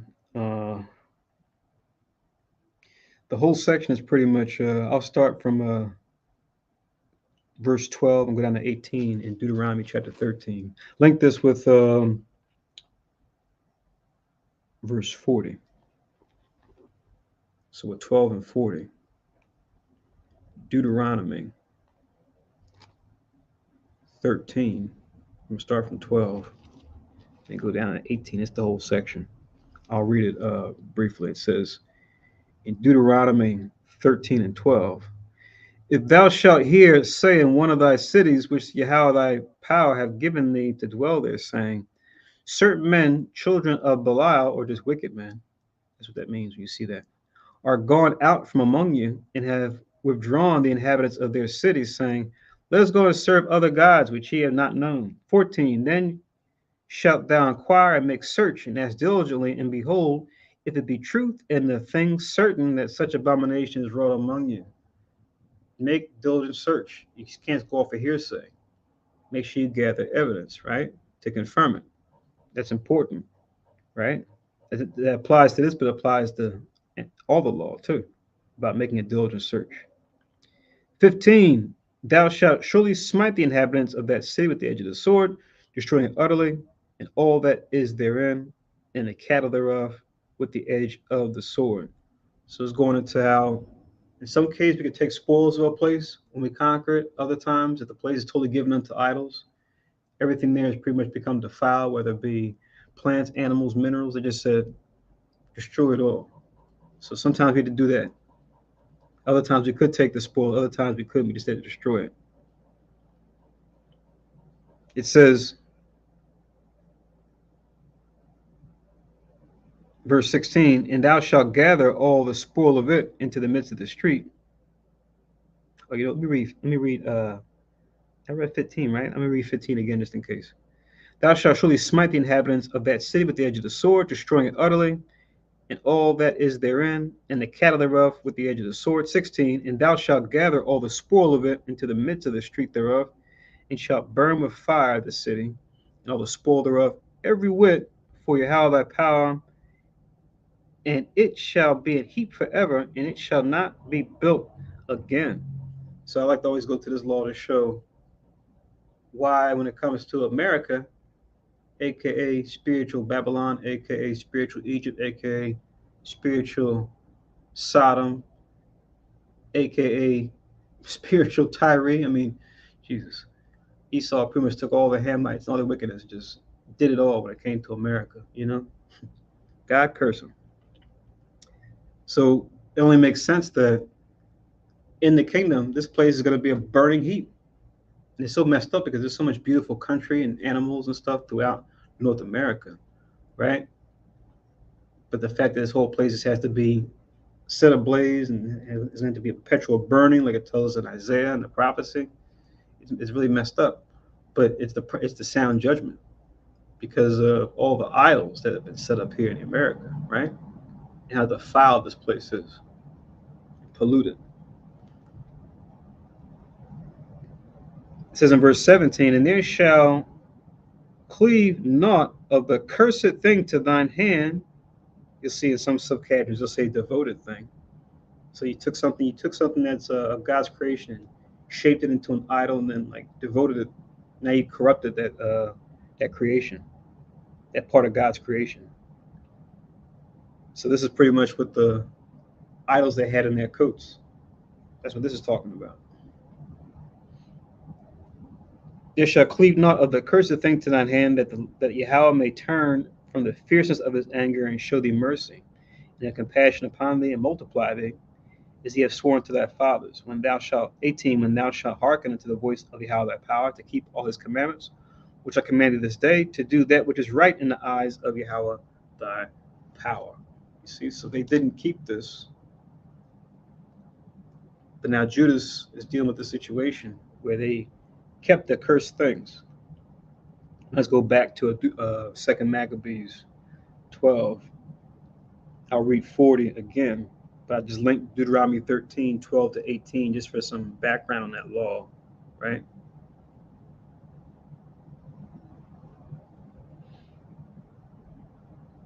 It says, um, uh, hold on one second, Yasharala. Just give me 1 second.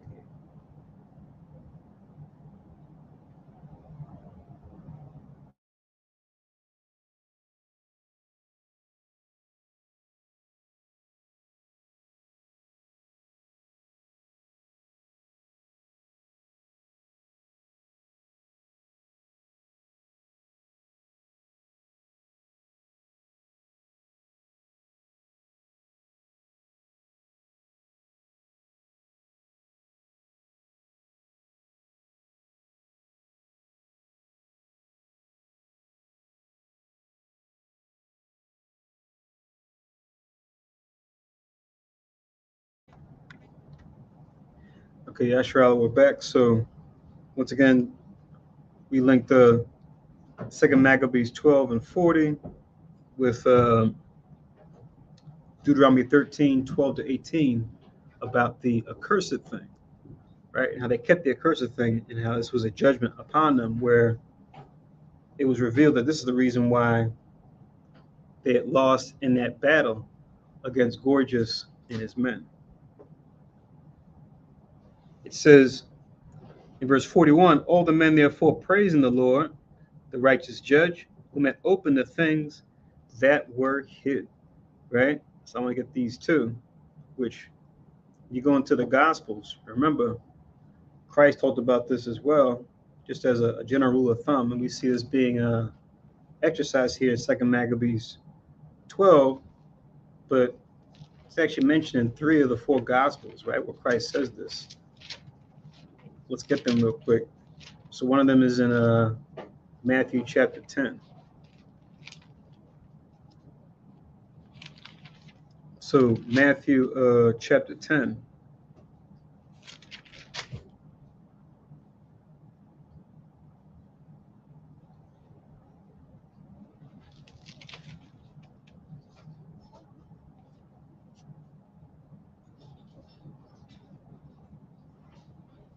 In verse 26. So Matthew chapter 10, in verse 26, it reads, fear them not, therefore, for there is nothing covered that shall not be revealed, and hid that shall not be known. Right? So, a general rule of thumb, this being a true thing, and we're seeing it here for the United States as well, as far as things that they have done, so many things that Esau has done to our people, to even to each other, to other nations, right? Have been done behind closed doors or done behind the scenes or just not talked about. But now evidence is what? Turning over things that's showing all the wickedness that Esau's pretty much done and what they partook in, right? It's going to be a judgment upon their nation, whether it's here in America, whether it's over in Europe, whether it's over in Asia, as far as like the Russians, all they got going on, all the things they've done is going to be brought to light. So you can't just wear your sunglasses and hide as far as from people, because our brother Esau, he's big on appearances, right? He thinks that if he keeps up appearances as far as how he looks, and he doesn't appear to be doing any wrong, he thinks he's getting away because he didn't get caught. But what you do comes back to you, follows you, right? It follows your children, it follows your children's children. And they're learning this already, and they're really gonna learn it when Christ comes back. Right? You can't just play a game of perception, and perception being everything. Yeah, perception is important, but what's more important than even perception is why you do what you do, right? Because you could be mistaken by perception, right? People can be deceived by appearance, but your intent is righteous, is sound. But with Esau and the wicked that follow them, they think that it's just solely about what? Perception, how they present themselves.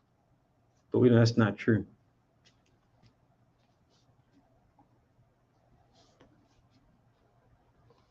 Esau is going to try, has and will try to keep up his image as much as he can, as far as him being the good guy, him being the hero, him being the smart one, the sound one, right? The one to go to. But like Christ said, like we're seeing here, even in the case with us, the Most High has their judgment come around on us quick because he cares about us. Whereas as opposed to the nations, he considers them bastards. He'll let them get to the height of their wickedness and then pull the rug from under them to where it'll be a sudden surprise, right? So it's easy for us to to feel some kind of way where we might look at ourselves and go, well, we're smart, we're clever, we have engine, we are industrious. How come anytime we make a mistake, we just get punished? Whereas other nations, they can do all types of crime. They can rape, rob, murder, deceive, oppress, profane, right? And just appear to right off into the sunset like nothing's wrong, and it works for them. And we just don't need to be deceived by that because for all those things they said and done from then till now, it's all being written down. It's all being tracked, right? That's why it talks about Revelation. It says the books were open, where everybody was judged according to their works. That's all souls, our souls and their souls. So no one gets away. Even the heathen have words for this, right? You got Elam, they call it karma, for example, right? We have it, we call you reap what you sow. But you'll see that throughout different beliefs, uh, monotheistic, polytheistic, atheistic, right? Even atheists have in science, right? What do you say? The laws of thermodynamics, energy is not created or destroyed, it's merely transferred. Mm-hmm. See, even they have an idea or a concept of what you put out comes back, right? So that's one of those laws that you very rarely hear anybody argue against that, regardless of what they believe. But we know the truth behind it, that it's ultimately the Most High's principle, and we have the system the system that it comes from, which is the tree of life, the thing that we're all supposed to follow, right? Pretty much takes religion, science, and philosophy and takes the truth behind all of it and brings it together into one complete package, right? Whereas people in the world, they're stuck in the tree of knowledge of good and evil, which takes piece of the tree of life and it mixes it with other things that are of man. You get a diluted result.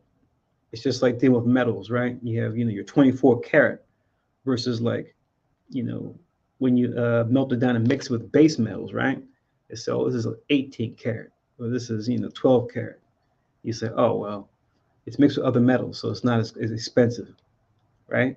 Because it's not the pure 24 karat. So we deal with the law of God. That's like the pure 24 karat gold, right? Where you know it's pure, right? I would use a diamond reference, but that's diamonds kind of getting exposed as not being as valuable as they say they are, And even the way Esau has tried to capitalize on that market and make it artificially, it's not like gold where it's like a limited reserve, so it retains its value. You know, you can actually make diamonds, so it's like you kind of change those dynamics. You know what I mean? But that's another discussion. Because Esau, he'll try to take what God said is valuable and then try to flip it, reverse it. Try to make his own thing and what he decides to be valuable. And this has been a thing they've been doing for a while. This even goes back to like the Dark Ages with what they call alchemy, right? Trying to take things of one property and turn it into something else that's of higher value. And trying to circumvent that. But we know the ultimate power isn't physical anyway. That's an aspect of power, and it has its place. But unless you have the spirit and power over your body, your soul, and your spirit through righteousness, all that physical power is just going to be temporary anyway. That's the overall message. But link this Matthew 10:26 with Mark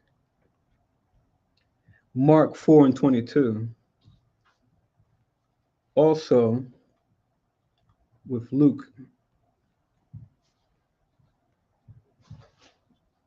Actually two places in Luke, but I'll get those in sequence. First, go to Mark 4 and 22. All this still linking with 2nd Maccabees 12 and 41.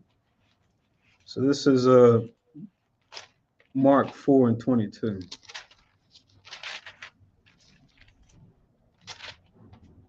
It reads, "For there is nothing hid which shall not be manifested, neither was anything kept secret, but that it should come abroad." And then in Luke, we can get the same thing. Luke chapter 8 and verse 17. Luke chapter 8 and verse 17, it reads, "For nothing is secret that shall not be made manifest, neither anything hid that shall not be known and come abroad." And then Luke 12 and 2, and then we'll go back. Luke 12 and 2, "For there is nothing covered that shall not be revealed, neither hid that shall not be known." Right? In case you missed it the first 3 times, you know. But let Esau and the other heathen, try as they might. Let Israel try as they might, to cover things up, foul on them. Right? With trying to change history, trying to change, textbooks, trying to change pictures. They'll keep history intact, but then change the pictures. They try to make people look how they didn't look. And the kids that, the next generations will go into those books or go online. They'll say, "Oh," and you go and see, search stuff. Kids look up stuff online now, like we're doing today for the service. And, they won't go past page 1. So they can change the algorithm to say page 1, show up, I know you're big on the pictures, right? As far as going into history and stuff. Most time they click page 1 on stuff, you'll see pictures of their faces. You look up certain things like Dark Ages and things like that, and you're just like, oh, very rarely you go to page 2, 3, and 4, which might have some other stuff. Right. Same thing with Google Images, right? You go to Google Images, they put in the algorithm, stuff that they want you to see first and foremost to pop up first, due to it's marketing, it's like advertising. You Google AdSense, you can say, okay, I'm gonna give you this money, you make mine come up first. When you search out, these keywords, in the algorithm. But you do the actual research, you go, oh wait, the original people they actually look like this, they look like that. That's why I make the joke now, since we just celebrated what was it, the MLK Day, right? Which we know, we read the scripture in Jeremiah about watch out for the prophets that say, I have dreamed, but then the dream is not the law, right? We want to make sure we acknowledge that. And at the same time, we want to make sure we weigh these figures in history, because Esau's good for telling the part they want. They won't go into his last speech before he was assassinated. They won't go into him talking about, look, we got to go beyond this boycotting buses. Boycott these corporations too. And they won't talk about his last speeches that he gave. I think it was like at Memphis, telling them to boycott. I think it was like Wonder Bread and Woolworth and the companies at that time, right? They won't show that stuff. They won't talk about it, talking about reparations for our people, to try to get, America on a better footing. They'll shy away from that. And all they'll take is that one little soundbite. I have a dream that one day, that's all they'll talk about. You see, so you got to weigh these things in the balance, right? So acknowledge the good that he may have stood for according to righteousness, but also acknowledge the wicked that he stood for that wasn't according to the scriptures, and realize that the Most High was true, and that he said, what? No man shall save us, right? Only he would save us. Right. So, as charismatic as he may have been, or as Malcolm may have been, or as Medgar may have been, or as Marcus may have been, or as, go down the list of all the, Stokely Carmichael, H. Rap Brown, Huey Newton and Fred Hampton, all the rest of them, right, that stood up for our people. If they weren't doing it according to this, you already know it's just a ticket, it's just a clock running out. Before whatever they were doing was not going to come to naught. I believe Martin said after his I Have a Dream speech, he said a couple of years later that I believe I've integrated my people into a burning house. Right. And he realized later on he made a mistake. Right. Mm-hmm. Yeah. Because that's what Esau does. We were reading in Maccabees today, right? Mm-hmm. That's why Judas was very mindful to say, okay, we agreed to this now, but I'm gonna keep an eye on them, because These guys, we agree on stuff now. We have peace now, but then I gotta watch them because later on they'll probably go against it and then switch it up. And we see Esau now; they do it to each other. Mm-hmm. What you think they're gonna do to you? You know, they can't even agree with each other when it comes to the UN, when it comes to the General Assembly. Even people in the General Assembly from the other dark nations, whether it's us or the other or the Hamites or whoever, they'll say anytime we vote on something that as far as like we need aid in this country because of this drought or this natural disaster, whatever it is, they say they got a thing called the UN Security Council, right? Which is 5 countries. I think the only one that's not Esau is like Moab, just so-called Chinese. But it's like them, the Russians, the British, the French, and I think the Americans. I think those like the 5 groups. But you look on the list of like the nuclear arsenal, UN Security Council, right? They're the ones that got the most nukes at everybody, right? They're the ones that can pretty much they say they can veto anything that the General Assembly passes. They have that power to do so. So it's just like, what's the point of having, this democracy amongst nations if we have a need? The Security Council is going to say, nah, we're not going to do that. And what are you going to say against them? They're the bully in the sandbox, that they want to take your shovel and your pail. I'm playing with that. What you gonna do about it? What are you gonna do? You're a smaller kid, just like Right. you know. Like when they took Gad's land, Yeah. they had his land taken, and they still taking Gad's land. Mm-hmm. Yeah, absolutely. Yeah, man. So that's their democracy. Which we know the truth. Autocracy, democracy, ruled by one. Was it oligarchy, ruled by a few? Democracy, ruled by many. Doesn't matter. If it's ruled by one, ruled by a few, ruled by many. If it's not according to righteousness, the government is on a what do you call it? It has an expiration date. Right. They make it seem like a dictatorship. Oh my God, absolute power corrupts. Yeah, for you, Yeah. depends on the person, depends on their character, right? One person could actually create peace, right? One person that's the final decider. If he or she is wise, they can create peace. Mm-hmm. But they'll make it seem like if it's only one person ruling, that is wicked. And they'll say if it's many people ruling, then that's justified. But then we see Esau makes a mess of many people ruling and one people. But what he's really trying to do is just try to maintain control and throw dirt on others who don't want to play according to his way. And say, oh, look at this dictatorship. You already knew that wasn't going to last. But it's like you guys did everything in your power to make sure that this person, these people elected, wasn't going to be successful. Mm-hmm. We do the research on what you did when it comes to Latin, Central South America, when it comes to the Middle East. For any people that the people elect that actually wants to rule them and actually take the resources and put it back into the country to build it up as far as infrastructure, hospitals, schools, roads, etc. If they're not playing according to the Americans and the British, dictator, they've got terrorists, they did this, they did that, send the NATO in, let's send a sense we can give them peace, we can bring them peace. And it's just like, but we're just trying to do what you do. We elected them. We elected somebody that we wanted, just like you guys claim to do, and you punish us for it.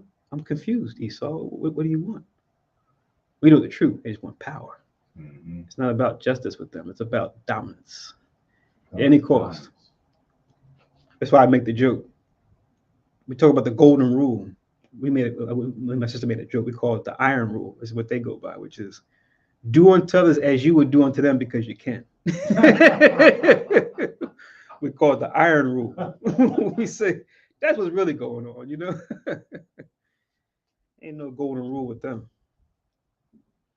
Of course, they twisted it too with the he that has the gold makes the rules, right? Mm-hmm. That's their corruption of the golden rule. But yeah, we could wax poetic on that for a while. But let's go back to Maccabees. Let's finish this up.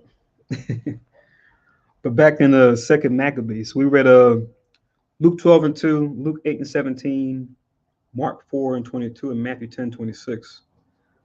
All to go with second Maccabees 12:41. As far as the Most High, them rejoicing because the Most High opened the things that were hid concerning those brothers that had those idols on them. But now back in verse 12, we're going to see, even in a situation like this, Judah is still applying the scriptures to go about things in a righteous fashion. It says, 2 Maccabees 12 and 42, betook themselves unto prayer and besought him that the sin committed might wholly be put out of remembrance, right? Because we don't want to do that. That's a crime worthy of death and destruction. We just read in Deuteronomy 13, any city that does this, people, destroy it all. Don't even take the spoils of it. But it's gold and silver, it's precious. No, they've defiled the gold and silver, which it would have been cool if it was just coins. But but the way they turned it into an idol, you got just totally destroy it. Now you defiled it now. And that was a temptation. At this time it was a temptation. Going back to Joshua, right, with Achan, the brother Achan, remember? Mm-hmm. When the Most High started smiting the camp, Mm-hmm. and Joshua's running through the camp. What the hell's going on? Why are we losing? What's going on? Why is everybody dying? They finally found him, and he's like, "Oh, yeah, I took this Babylonish garment. It was nice, and I hid it under my tent."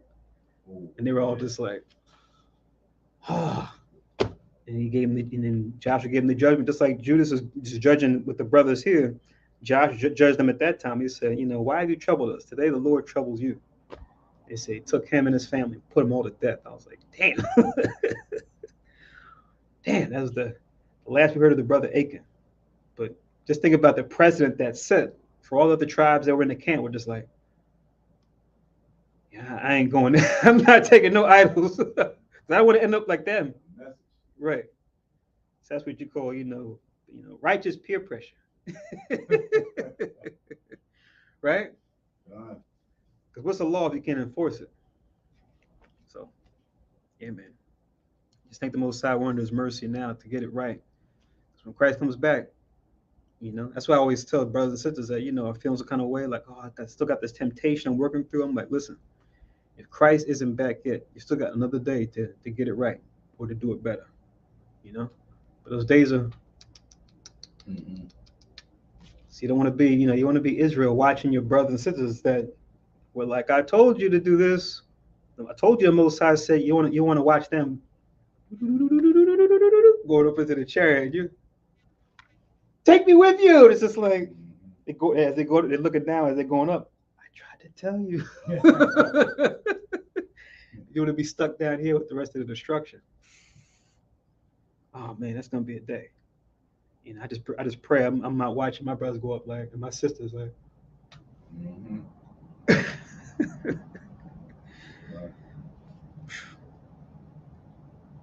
It was easy to kind of get into the motive things, how things are, to kind of forget. I'm just it's a sad thing, but it's a good thing. These problems are coming back to back as a reminder to keep us that already grounded and to bring in new folks, because as more people are alarmed. Oh my God, how could they do that to that boy over there? How could they do that over there overseas? Oh my God, how could these natural disasters be happening back to back? This is crazy. It's a sad thing, but it's righteous, and that it's going to wake up those that are meant to get the message. And may the Most High use us as vessels to do that. But it says in 43. Let me read 42 again. Betook themselves into prayer and besought him that the sin committed might wholly be put out of remembrance. Besides that, noble Judas exhorted the people to keep themselves from sin, forasmuch as they saw before their eyes the things that came to pass, for the sin of those that were slain. So they saw the judgment, and they understood the why the judgment happened right then and there, because they found the idols. It wasn't just like, oh, we lost these brothers in battle. Oh, I guess we win some, we lose some, huh? Whereas before, they had more success. They weren't losing numbers like that. At least now they saw why those brothers were taken out. 43. And when he had made a gathering throughout the company to the sum of 2,000 drachms, that's like you see in a form of currency with the Greeks. You'll see it sometimes spelled drachma.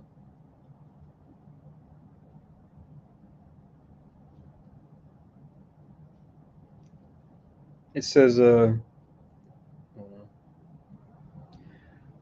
silver, he sent to Jerusalem to offer a sin offering, doing therein very well and honestly, in that he was mindful of the resurrection. So he took a portion of those spoils that they got, right? Sent to Jerusalem to make provision for a sin offering. Now, what was a sin offering done for, right? We go back to the law. This will be our last link up before we finish this up. To link this up with 43. Remember, Leviticus chapters 1 through 7 are the key chapters you want to read, where they show all the different offerings that we did. It's kind of like a cookbook, if you will, like a recipe. The chapters 1 through 7. But I'm going to get a certain chapter to go into what the sin offering was done for. Not so much what we did. We can go into that during the class, but just why we did this. That's what I'm focused on. But yeah, Leviticus chapters 1 through 7 are the key chapters you want to read that pretty much go into, like I said, it's like a recipe pretty much for how each was prepared. Chapter 1 focusing on, I think, the burnt offerings. Chapter 2, the meat offering. 3, the peace offerings. And then 4 through 6 start going into the how to do the sin and the trespass offerings. I'm not sure if I missed one or two in there.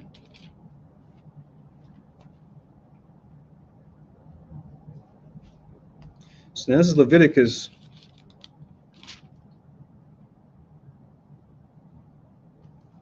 chapter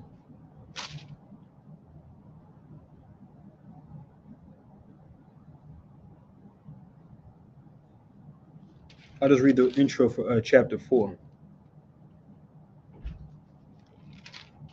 So Leviticus chapter 4 and verse 1, it says, and the Lord said unto Moses, spake unto Moses, saying, speaking to the children of Israel, saying, if a soul shall sin through ignorance, which just means you don't know, against any of the commandments of Yahweh, concerning things which ought not to be done, and shall do against any of them. 3,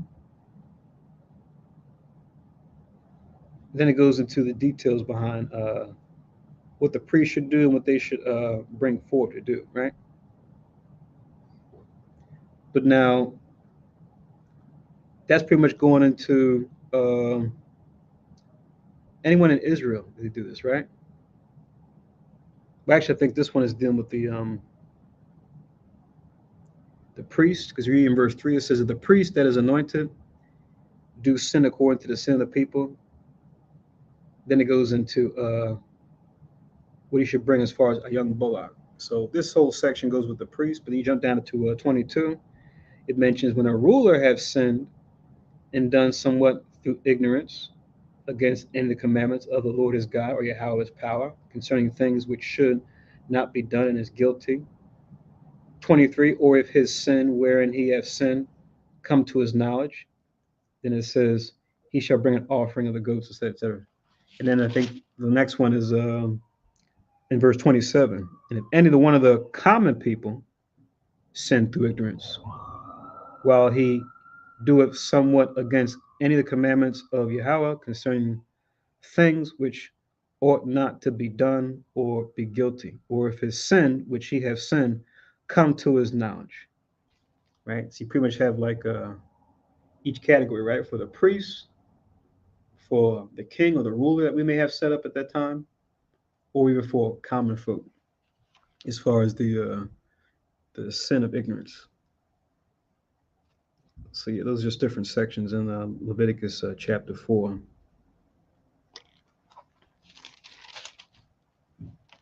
Let's see, 1, 22,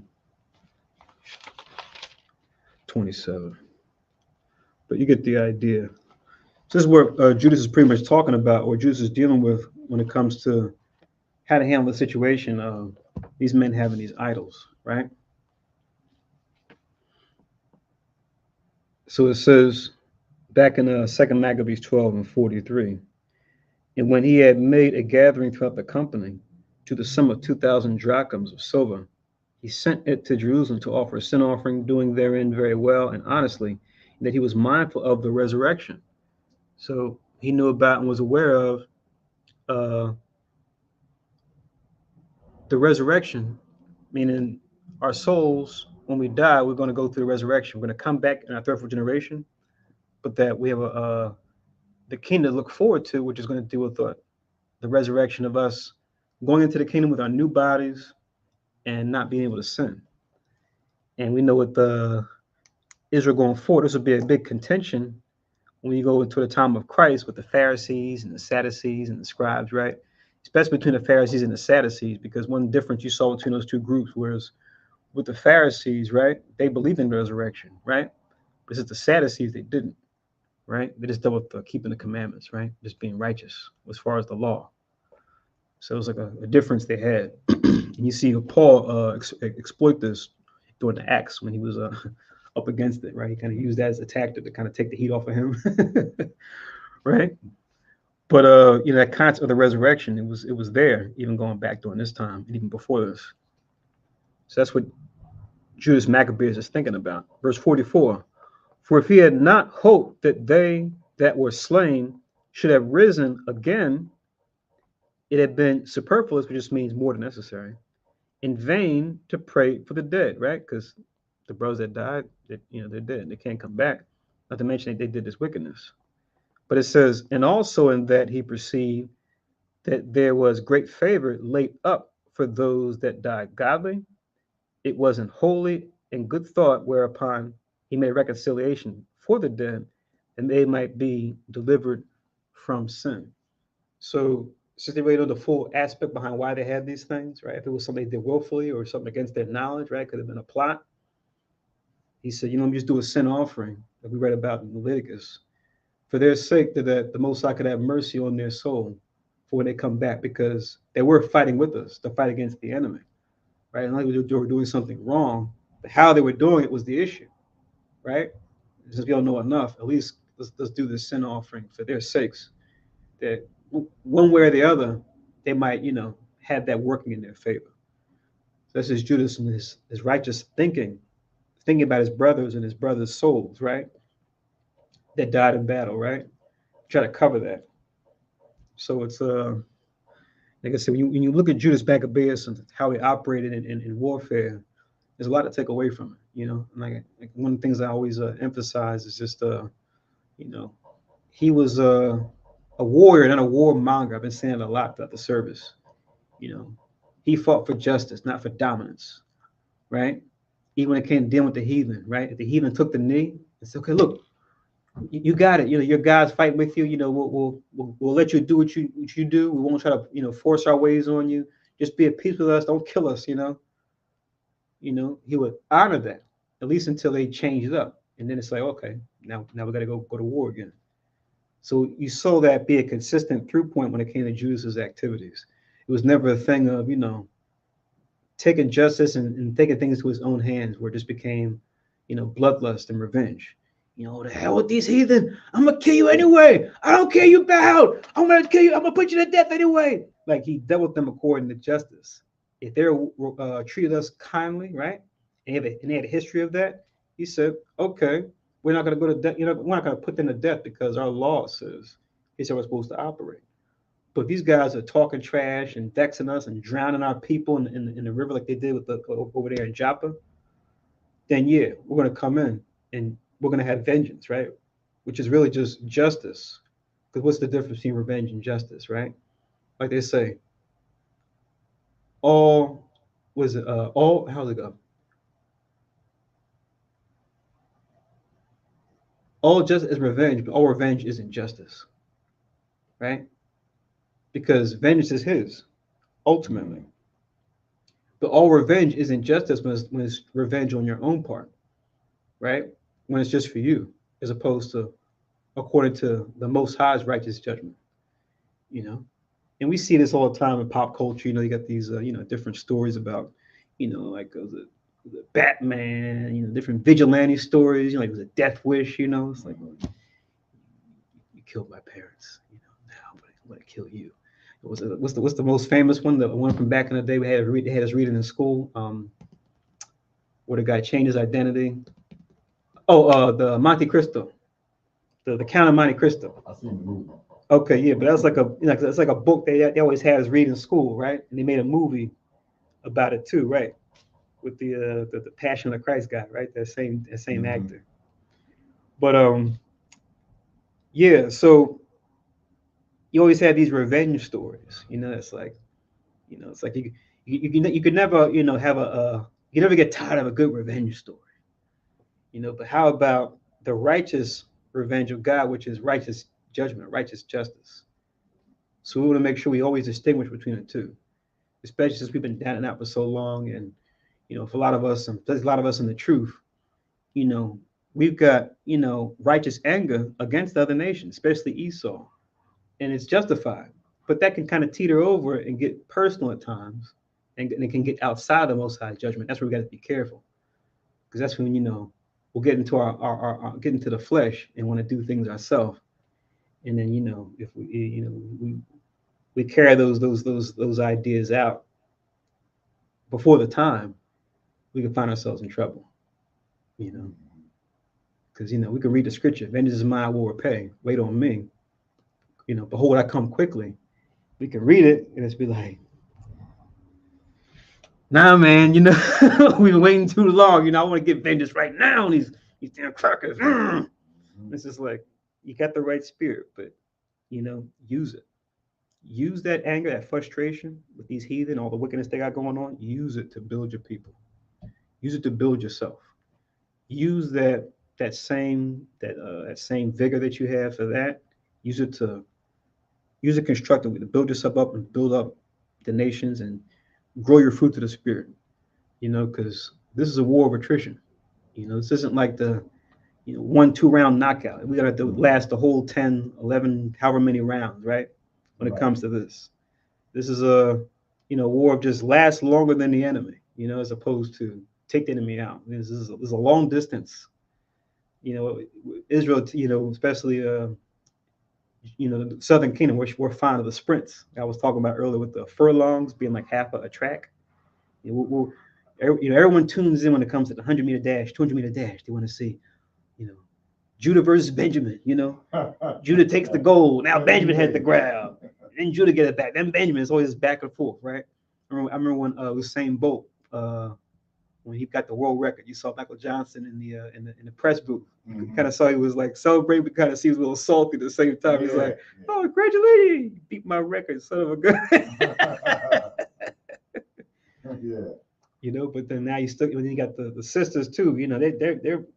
They're hauling behind too, but they still trying to catch up with Florence Griffith Joyner, right? You see, they always talk about that race, but she still hasn't been beat as far as her record. And they got people talking about, oh, it was the wind and this, that, and the third. That's why she's able to get that. Nobody can beat that. It's always just like, So we're big when it comes to the sprints, right? But we got to really think about the long distance. That 3,000-meter steeplechase. That mile run. And we got to think about it that way when it comes to the kingdoms. We just don't know how long would it be here. And Khan, shout out to Truth of the Matter in the chat. I see that. He says, be on that train before it gets to the end of the line. Absolutely. Absolutely. And in Philly, it will be what? You got the blue line, you got the orange line, right? Right. So we'll use that sometimes at camp. It's funny. We'll say, doesn't matter if you get on that Fern Rock, where it starts. Doesn't matter if you get on an Erie, which is right here. Doesn't matter if you get on the Cecil B. You can get on an Oregon Avenue right before you get to the stadium. But by the time the orange line gets to that stadium, which is where it stops, right? You want to make sure you're on that train. So we'll use that parable sometimes when we're out here, teach it out here in Philly, But yeah, yes, indeed. So yeah, just something to be reminded of, or something that I always think of when I think of Judas Maccabeus. I think of him being a warrior of justice as opposed to a warmonger of revenge. That's what the heathen are. They're just bloodthirsty. They don't know when to stop. Whereas Judas Maccabeus, he knew when to show restraint, but at the same time, dish out justice when it was needed. So let's definitely, employ that in our day-to-day lives, where we don't have as much on our plate as he did, but even whatever we have on our plate, that we deal in the framework of justice as opposed to revenge.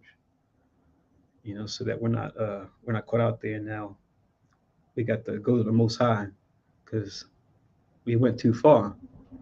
And now the Most High, who's dealing with us according to mercy, now it's like, oh, you want to be hardcore, but now I could be hardcore on you too for your dirt. Now you're like, oh Lord, don't bring my stuff into this, right? So just say when you put it out, that thing could be shined right back at you. Say, oh, you want to be harsh against your brother, harsh against these heathen, but you should be put to death too for some stuff you got going on or had going on. So, and I said that was it. But let me just get this verse in Ecclesiasticus just came to mind.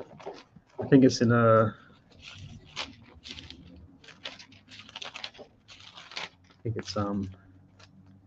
chapter 20. Yep, got it. All praise to the Most High in Christ by way of the Holy Spirit.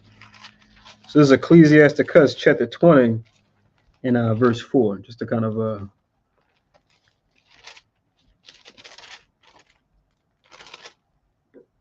capture what we're trying to talk about here. And it's interesting the comparison that they make too. It says Ecclesiastes chapter 20 and verse 4, it reads, as is the lust of a eunuch to the flower of virgin, so is he that executeth judgment with violence. You see that? So this is going into pretty much what we're talking about. Same way with the eunuch, he can't, take a maiden, right, to be his wife, even though he may desire in his mind, he doesn't have the ability to. So it's kind of just like, you can only go but so far, right? He says the same way as a person that executed judgment with violence. It's like you got no cap on where to stop, Like the judgment is supposed to be the judgment based on the things said or done, right? But with the violent man, he goes above and beyond the judgment. He wants to get, even worse. That's why I always try to tell brothers and sisters, like, the Most High, no one can pay back someone the way the Most High can.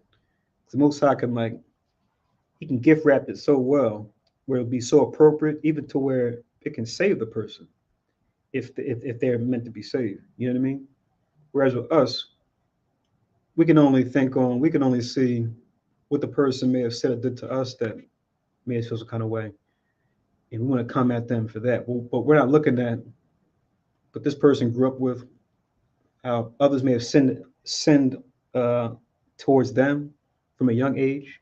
A lot of times we don't care. We're just like, I don't care about, how he or she came up. They shouldn't have did that to me. Now they got to pay, And you hear this thing. People say, God forgives. I don't. Like that's cool. It's just like, all right. Yeah, but we try to take that spirit too, right? But we got Ishmael, for example, too. The wild man, right? Allah is great, right? Boom, boom, boom, boom, right? And that whole idea. But we want to make sure the judgment is according to the things said or done, nothing more, nothing less. And with Judas Maccabeus, he exemplified that. Okay, that's it. I mean it this time. So last verse was Ecclesiasticus chapter 20 and verse 4. But we'll make an end here for 2 Maccabees 11 and 12. We're going back to the Old Testament next week, which we're going to be in 2 Samuel 7 and 8, which should be an interesting one. Because we know at this point in Samuel's, we're getting to the point of David now being built up and his rise to power and the different, he's pretty much got to deal with this same thing that Jesus is dealing with as far as judgment versus violence when it comes to him fighting the nations and establishing the kingdom. He's going to be dealing with the same things we go through as we're going through Samuel's, as far as some nations are like, man, the hell with you guys. Other nations are like, all right, no problem, They want to see David take on that same attitude as far as being about justice and judgment, just like Judas Maccabeus, versus just being, violent, being bloodthirsty. We kind of saw that already with other scenarios. We read that before. We read through 2 Samuel about how he dealt with Abner, how he was able to broker that peace with Abner, even though they were at war with each other as far as the house of Saul and the house of David. So you got to see that character David had as far as trying to broker peace if possible, and him not wanting to keep that conflict going if he could help it. So we're going to see more of that going forward as we go through 2 Samuel. We read that next week, most times will. But yeah, we'll make an end here and say a Shar Shabbat, which just means happy Sabbath. Uh, I'll say Brakathea Hawa by Shemi Awashad, Harok HaKodash, which just means blessed be the Most High in the name of Christ by way of the Holy Spirit. And I'll say continue to watch and pray as we are close to that day where Christ makes a second coming. Continue to be mindful of the current events, right? The wars, the rumors of wars. Esau been lying about conflicts, right? As of late, the famines, the pestilences, the earthquakes in diverse places, all things that Christ warned us about.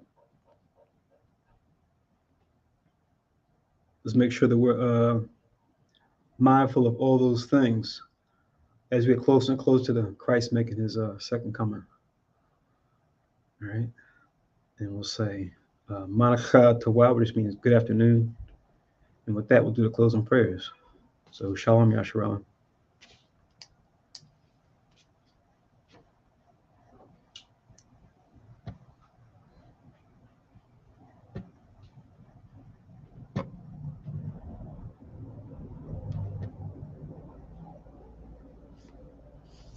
Do me a favor, just you don't have to close all the way, but just close the door.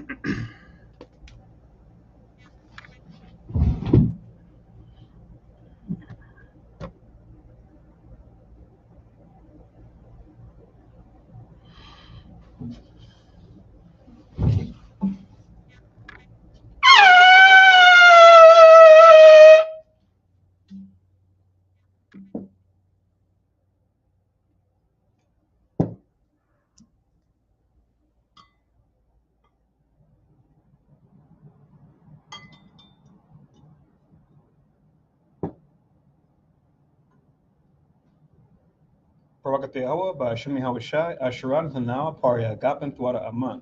La Yahweh by Shemi Hawashai of Yasharala.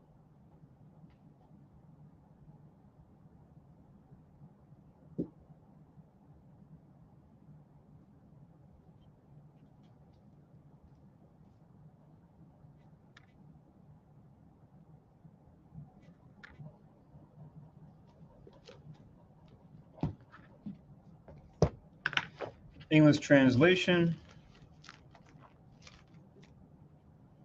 Blessed are you, Yahweh, in the name of Yahweh Shai, that gives to us the fruit of the vine. Thank you, so be it. To Yahweh, in the name of Yahweh Shai, with Israel.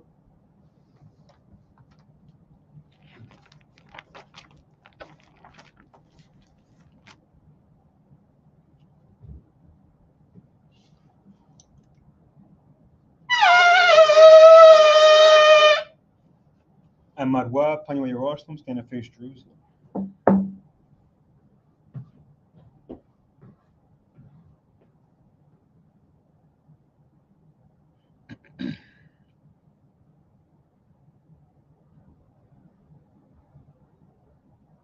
Yahweh Bashem.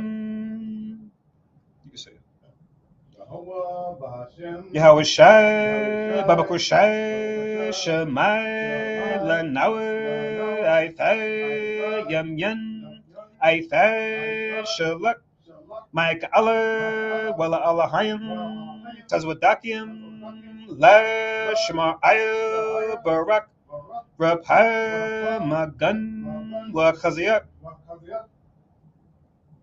Sorry. Banya yash'ala wa shalak.